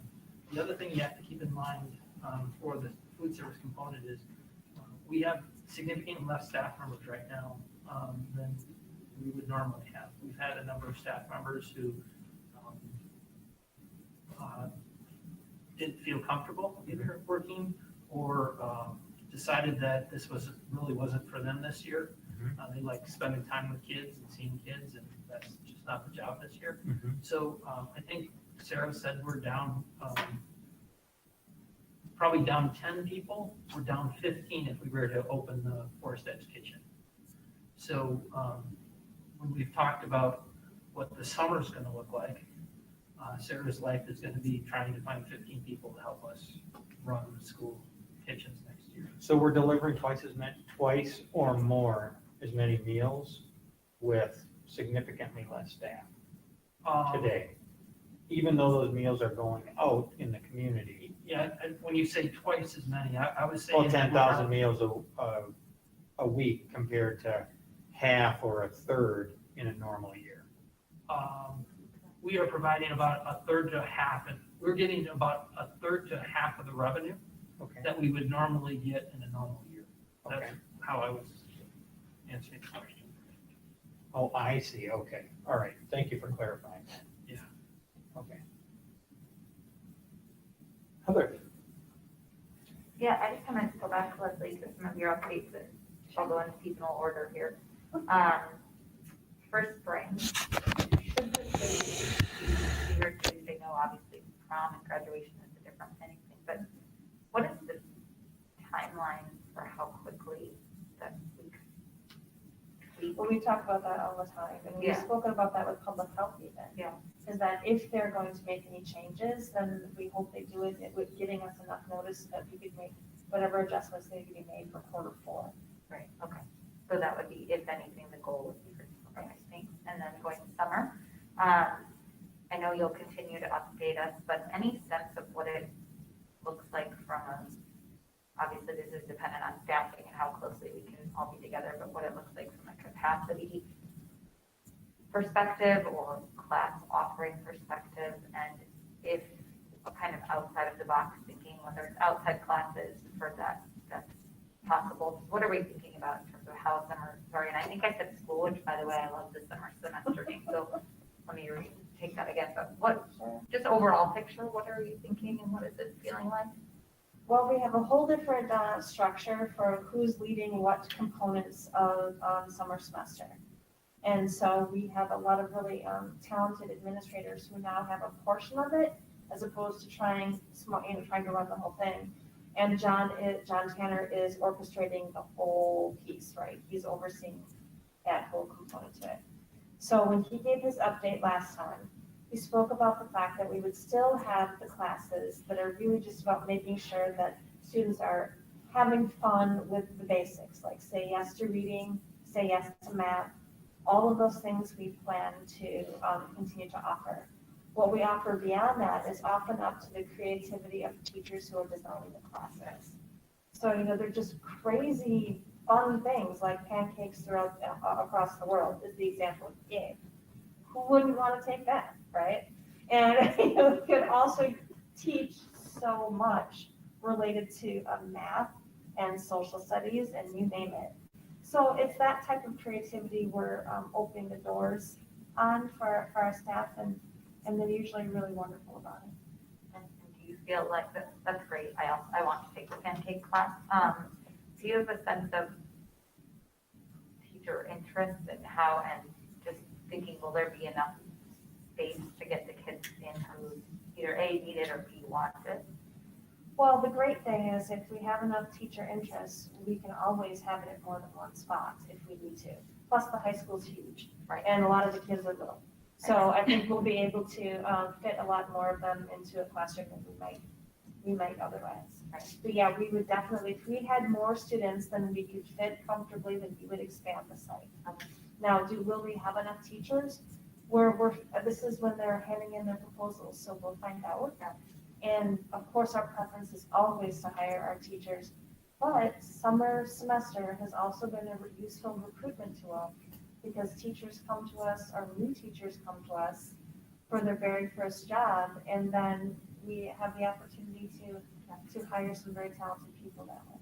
I imagine the interest will be higher than normal this year in terms of student and or parent interest. And I just am curious, is there ever a survey that goes out to help understand the demand of what people are looking for? I know registration is always like a stressful thing, but I just was curious if there's, some sort of information that we could be gleaned now to help us better shape what we're doing. I think it's a great idea. I don't think we have anything planned, but we certainly could. Okay. And then going to fall, you had talked about in-person learning, obviously being the goal, which is fantastic. And I'm just curious how online may or may not fit into that. Yeah, we're trying to figure that out too. Because we really don't know what interest level there will be from families. Yeah. When it's not related to the pandemic. Right. And we really have some really great ideas on how we can change some things potentially at the high school level, given the fact that online learning has been so successful for so many students. How can we flexibly offer more online opportunities? We offer quite a few, but I think that we want to open the door to even more. And there's some creative thinking happening related to that. I'm really more concerned about K through 6 families and who might be interested in online, because that, as we just discussed, that was an investment of 4 additional teachers to make that work. And so really to make that something that could actually happen, we would have to have at least a classroom full of students at every grade level to make it financially viable. And I would prefer to ask our families once we had a better idea of whether or not we would actually need it for pandemic purposes. Right. But there's been some really good discussions lately on just sending out something to families saying, regardless of any public health measures, would you be interested in your younger child taking more online courses? Yes, that was my follow-up question. Was just, just to get the kind of feel of, in general, non-pandemic. Right. So, okay, that's all that I had. Thank you. Anybody?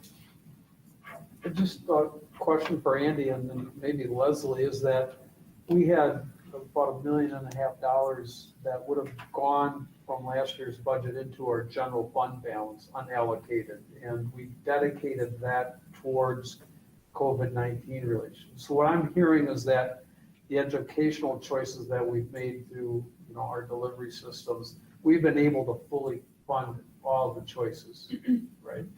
Okay, we haven't been restricted in what we've done by budgetary reasons, and it looks like some of that 1.5 we're not going to spend. It'll still be an unallocated fund balance. Okay? Especially if you use that ESSER 2 money to. Right. Okay, so and then we're looking like there may be some similar savings this year potentially in the budget then from what was budgeted.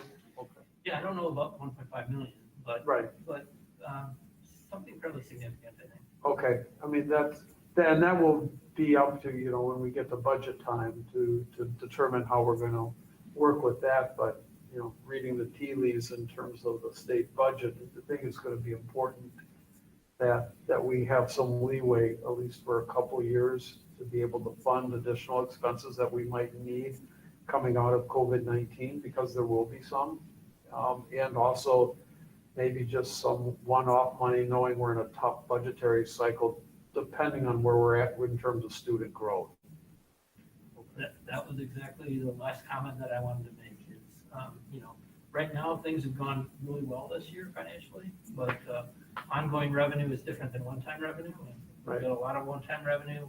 We're anxiously waiting for the state budget to kind of come our way so we know how to go forward. And we've been really reluctant to spend our fund balance on ongoing operational expenses. If it's been a one-time thing and exceptional, we've done that, but there's always going to be a coming time when you might need that to get through a year, especially if we're coming out of COVID. So to encourage the board to keep looking at it. We've already identified a need to continue to grow our fund balance to maintain our percentage so that we maintain our liquidity or our cash flow purposes. Okay, thanks for that report on the finances. I was looking forward to seeing where we were at. Okay, Leslie? Okay. Strategic planning, this is really more of an update for those of us who weren't at the vision meeting.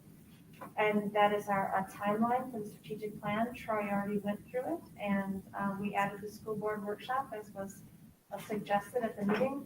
And then as far as our growth and facilities plan down at the bottom, the updated Rockers projections related to growth, population growth in the area, combining that with a facility and recreation space study, and then also our school forest and environmental center plan, and how all of those pieces are coming together related to supporting our growth and ensuring our facilities are keeping up with student need. And then the medical working group update, they met last week on February 15th. And we spoke about the transition from for the students in grades 7 through 12 and what information we had for them related to health and safety practices. We also spoke a little bit about the informational interviews, which I've reported to this body on a couple of occasions. And that is having conversations with our families as to why they made the choice they made for Oregon Online. And now we're moving into that same structure to ask families about phased restart and pulling away whatever themes that we can pull away related to that. The next medical working group meeting is on March 15th. Now, our equity update. And for those of you who weren't able to watch this, the video that I have sent, don't worry because I'm about to show it and it's great.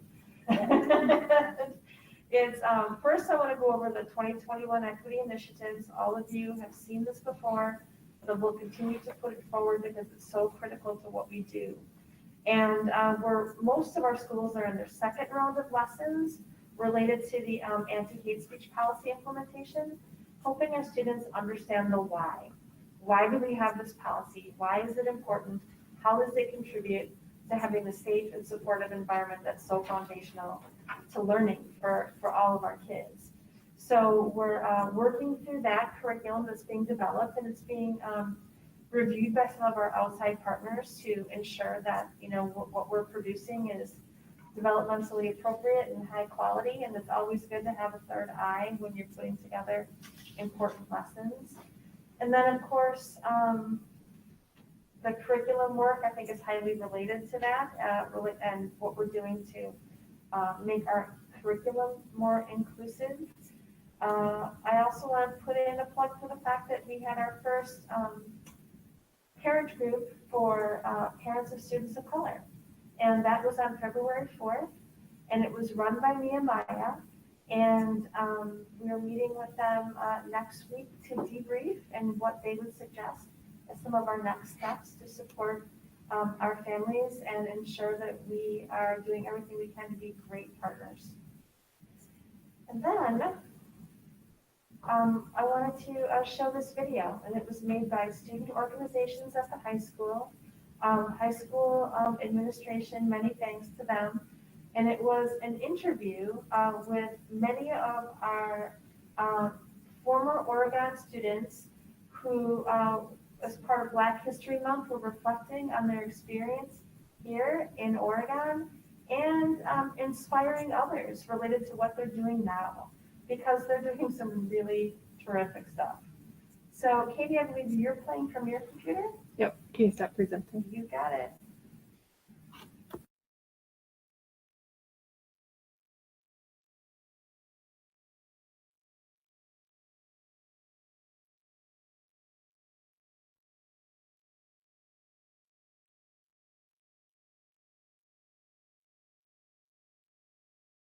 Hey, OHS.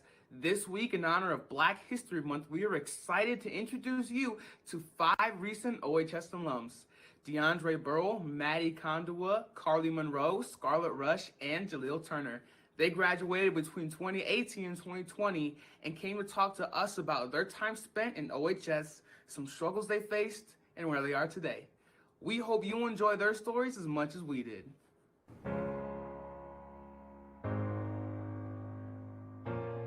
Well, this last year I've been traveling a lot, trying to figure out where I want to stay stable at and go to school for. And it's been a little confusing picking between 2 different things. I want to go through with engineering or plan with going to try to be a firefighter here. But I'm currently in California, in Sacramento, trying to go to Sac City and continue on my education. So I'm doing well, first and foremost. I'm a sophomore at Emory University in Atlanta, Georgia. I'm on the pre-med track, and I'm a neuroscience major, neuroscience and behavioral biology. And at Emory, as I mentioned, I was pre-med. I'm also on the varsity soccer team.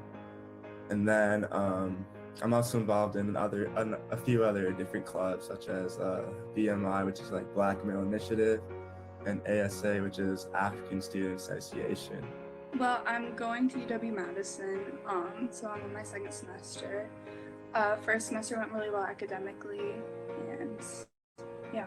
Right now I'm really excited because I just got into all my classes. I'm taking a class on the Iranian Revolution and African politics, computer organization, because I'm a computer science major. It's one of my majors. And then I'm taking a drawing class. So I think I'm doing pretty well right now. 2020 was a great year. This year I had a lot of firsts for myself personally. I was able to finally get my first apartment. I was able to finally get my first car. Me and my fiance got engaged this year. So it's been a lot. It's been good. Although the pandemic put a halt on a lot of things and slowed a lot of different things down, it's been a good year. I really just had a good experience at Oregon High School. It was easy to get through the days with talking to teachers, and me growing up in high school, I had a whole bunch of different back home problems, and Mr. Planner, he helped me with a lot, and Coach Adelko helped me with a lot. So, overall, it was a wonderful experience. I mean, I can't complain. Given that it was a PWI, yes, there was battles that I had to battle. With the PWI, there's always battles that you have to battle being a minority, but if you get over the battles and you brush it to the side, don't really pay much attention, it's really lovely there. Lovely people, a lot of great smiles, got a great people. They really care about you, and it really shows a lot. Coming through the Oregon School District and being obviously one of the only Black students in my class, I'd say I learned a lot. Learned a lot about myself and where I've come from, and yeah, overall it's been a positive experience. I've never had any real issues with racism or racial injustice necessarily in class. Unfortunately, a lot of my high school experience was shadowed by my dad having died my first year. And so that happened like a month or 2 into my time at Oregon. So a lot of the time I was struggling a lot. But I would say that I had a lot of freedom to do whatever I wanted at Oregon.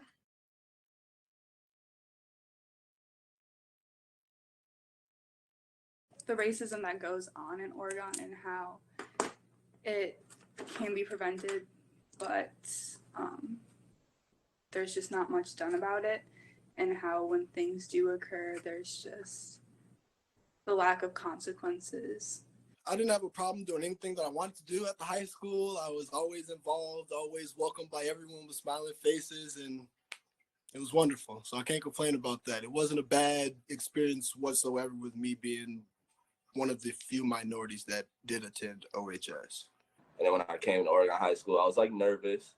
I was like, I don't really see anybody. And then I met a few people there, and like, there isn't like much racism there wasn't much racism when I was started at Oregon High School, like at all.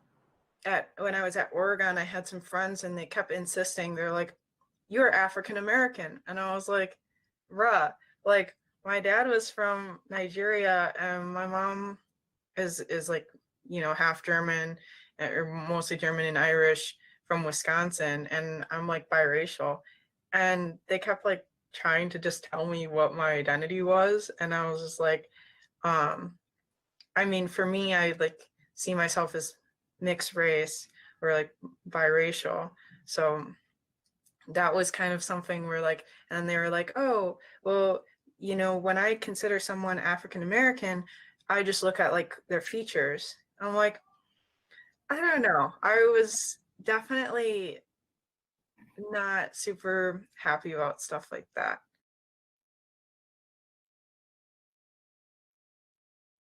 First, I want to say thank you just because they were the ones that pushed me and they were the ones that helped me get to the point where I am today.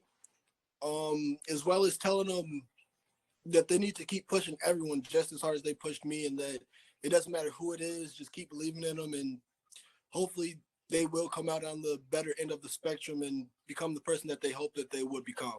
I definitely felt like my teachers at Oregon knew me, and oftentimes I would sit in like study hall, or like I would go during lunch and like visit teachers. So I definitely felt like my teachers knew who I was, and like I felt like they cared about me a lot. I would say that was the most valuable part of being at Oregon, was that I made a lot of bonds with teachers. I made such good connections with so many teachers. So yeah, I loved Oregon teachers. It wouldn't be more of like what I want them to know. It'd be more of going back and just thanking them because they helped me with a lot of things, like the senior year class with the taxes, when we did taxes and finances and stuff. That really helped me, like right now.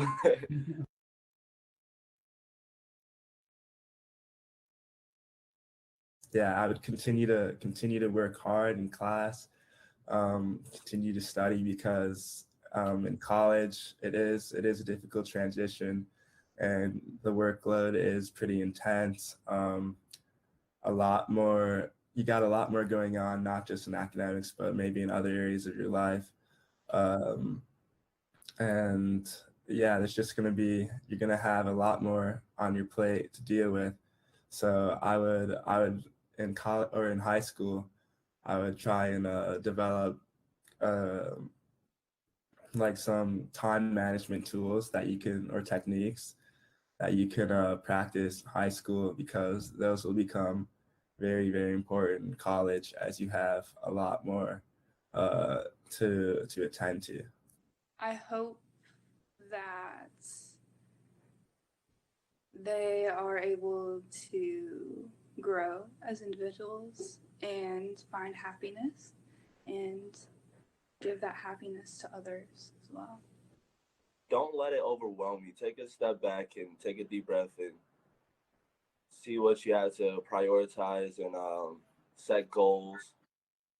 A big thing that is like difficult for people is time management. So like you gotta really set your schedule and be determined and dedicated to it. Have some discipline with yourself. Honestly, I want them to be more involved in what happens with the Black community across the world. Yes, we had a lot of tragedies throughout the high school years of mine with African Americans being killed by police and whatnot, and police brutality. And yes, OHS touched on it, but it was like once it was touched on, it was just like left alone for a while, and it wasn't really thought about much, and it really went over a lot of people's heads. So if I could do anything, I really want to touch on that and let them understand like more of what it is, so that they get a better understanding, instead of thinking that it's just like about not liking the police, and just give them more understanding about what it is to be an African American or a minority in the United States, more or less. Before, when I was younger, I had so many more like ideas of how you should live your life and stuff. And so now I think I'm more open to like, I mean, I'm just open to, you know, people just live their own lives and they have things that, you know, other hopes and dreams that, you know, might be more or less relatable to you.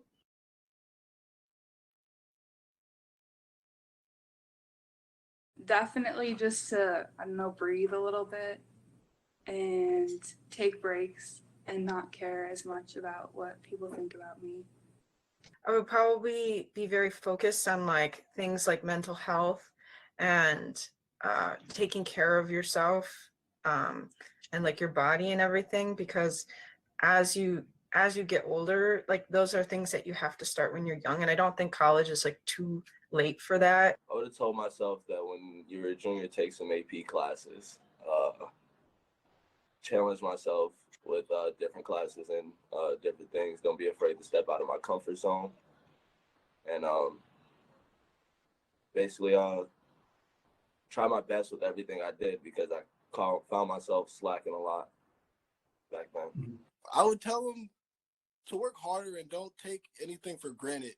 Give yourself as much exposure as you can and go out and meet as many people as you can, because at the end of the day, the connections and the network that you have is what's really going to get you far in life. It's been a really rough year for a lot of people who have been impacted in so many different ways. And I guess you just have to, looking back, I guess, can't really take anything for granted. And yeah, my biggest hope is just that as a country in the world, we can move past this pandemic and return to daily living. I'm really hoping to do a lot of research within the next 4 years and hopefully move into a bigger city and go to like law school in a big city. That's probably my biggest hope right now. I hope that this corona and COVID stuff goes away so me and my fiance can move on with our life and get a life started, a better life started. Ultimately, I want to be published, and I want to be a writer and live in a brownstone in New York City.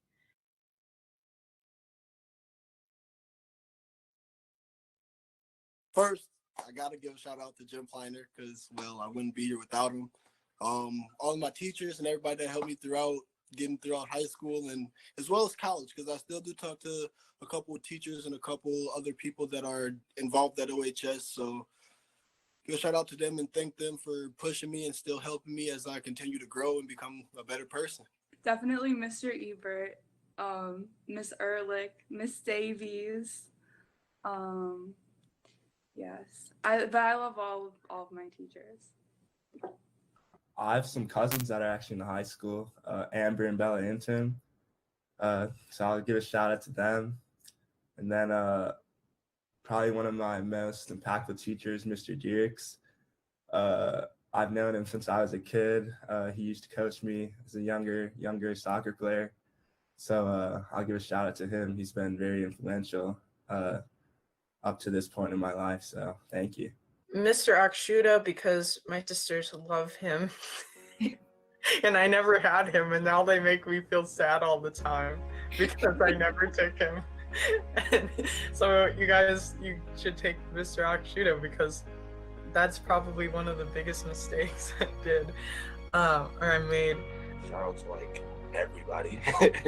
Shout out to Miss Weinhardt, shout out to the Planners family, the Delco's family. They really helped out with a lot of classes, the Kisslings. They're great people to go to, very understanding. And also, I wish I would have taken a culinary class. I just thought about this. I wish I would have taken a culinary class, because cooking for yourself is hard when you don't know how to cook. But yeah, those are my shout outs. Thank you so much, DeAndre, Maddie, Carly, Scarlett, and Jaleel. Thank you for sharing your experiences. Thank you for speaking your truths. And most importantly, thank you for taking the time to talk to all of us. We wish you all the best in your futures. Happy Black History Month, Panthers.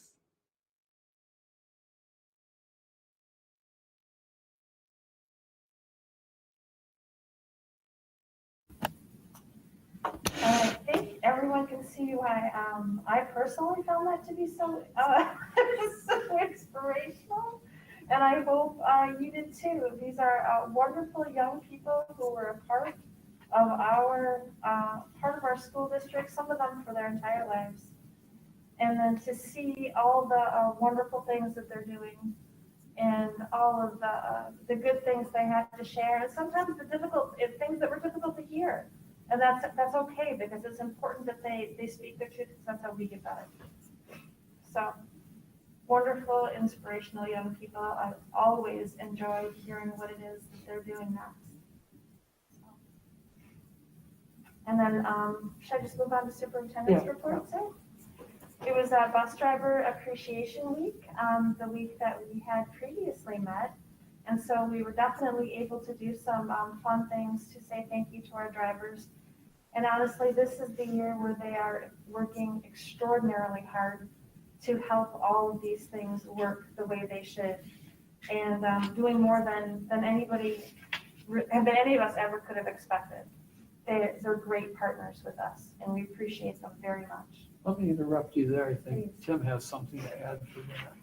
Yeah, before I came to the meeting tonight, I had a text message from Wayne Ace. If anybody has ever met Wayne, he is just a gift to us. And Wayne said, hey, I want to send you this note, and I'm wondering if you could read it at the school board meeting. And I said, I'll do my best. So this is from Wayne Ace. To the Oregon School District Board, Director of Transportation, the Superintendent, the Business Manager, and all the staff. Thank you for all the treats 2 weeks ago during Bus Driver Appreciation Week. I have been driving bus for 40 years and never received anything like this before. Cookies, candy, donuts. It was great from each school. I drive for Forest Edge and received treats 2 days in a row. Plus I received notes from students who ride my bus thanking me for being their bus driver. It was amazing. Again, just want to say thanks to all or whoever it is who's responsible for this kind of recognition. Again, thank you from me and all the rest of the bus drivers. Thank you. Contractor Wayne Ace, bus 7 and 11. Well, they deserve that and more, because they're a really important part of what makes it all work. And one important thing is they might be the first Oregon school district face kids see every day, right? And they have a big impact on how the day goes for that child. The fact that our drivers very often know their names, right? They talk to them, they see, just like I mentioned with the crossing guards. For the kids who walk, it's the crossing guards who are the first Oregon person they see every day. And when those people care as much as they do, it makes a big difference for our kids. You know what makes the model that we use so special is like when Tim said Wayne, we all know Wayne. And we could go through the litany of all of our bus drivers. We know them because they're our neighbors. That is such a beautiful thing that we offer, because so many school districts do contract that out, and it becomes just another face. But I can tell you, our 4 kids will remember their bus drivers till they're very old people.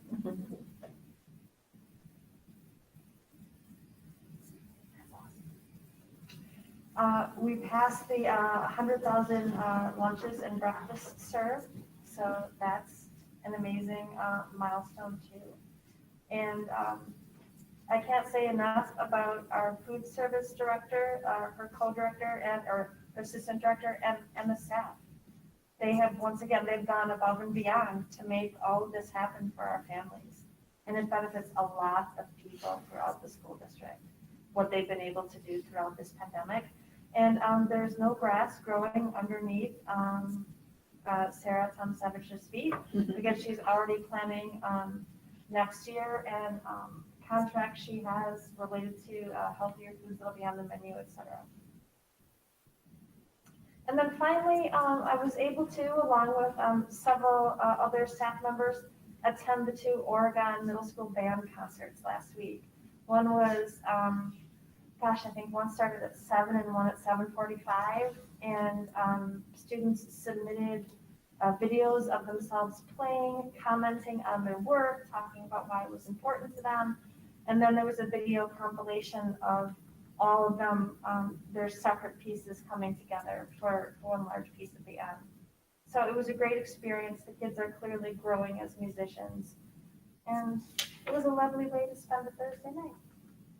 And I think that's it. Any questions for Leslie or comments? Okay, great. That takes us, and you're all done with your informational items. So good. We're going to closing the future agenda.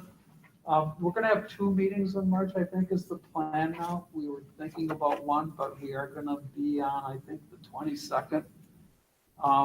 Because in talking with Leslie, we want to, that's when they'll first be ready to move with us on the staffing plan, preliminary ideas of that. So we would get that plan on the 22nd, I think is what we were talking about. And then the board would act on that on the 8th. So, rather than skip the 22nd and have the staffing plan come to us on the 8th, for the first time and vote, we wanted to get that first read opportunity. So Leslie and I are looking at having a meeting on the 22nd, okay? That may be the main agenda item at that point in time, but we'll also have a report on back to school stuff as well, okay? So, and then Leslie and I will work on the agenda for the March 8th meeting. Of course, as usual, if anybody has anybody they want on that agenda, let me know. Okay. Good. Anything else on the agenda that I missed?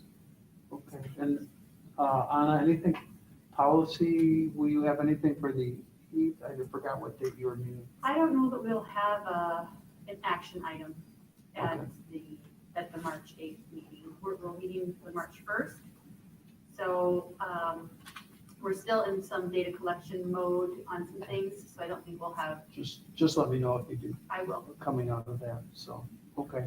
But we're moving into budget and staffing time, so plan on the 22nd and 8th as being critical meetings for that.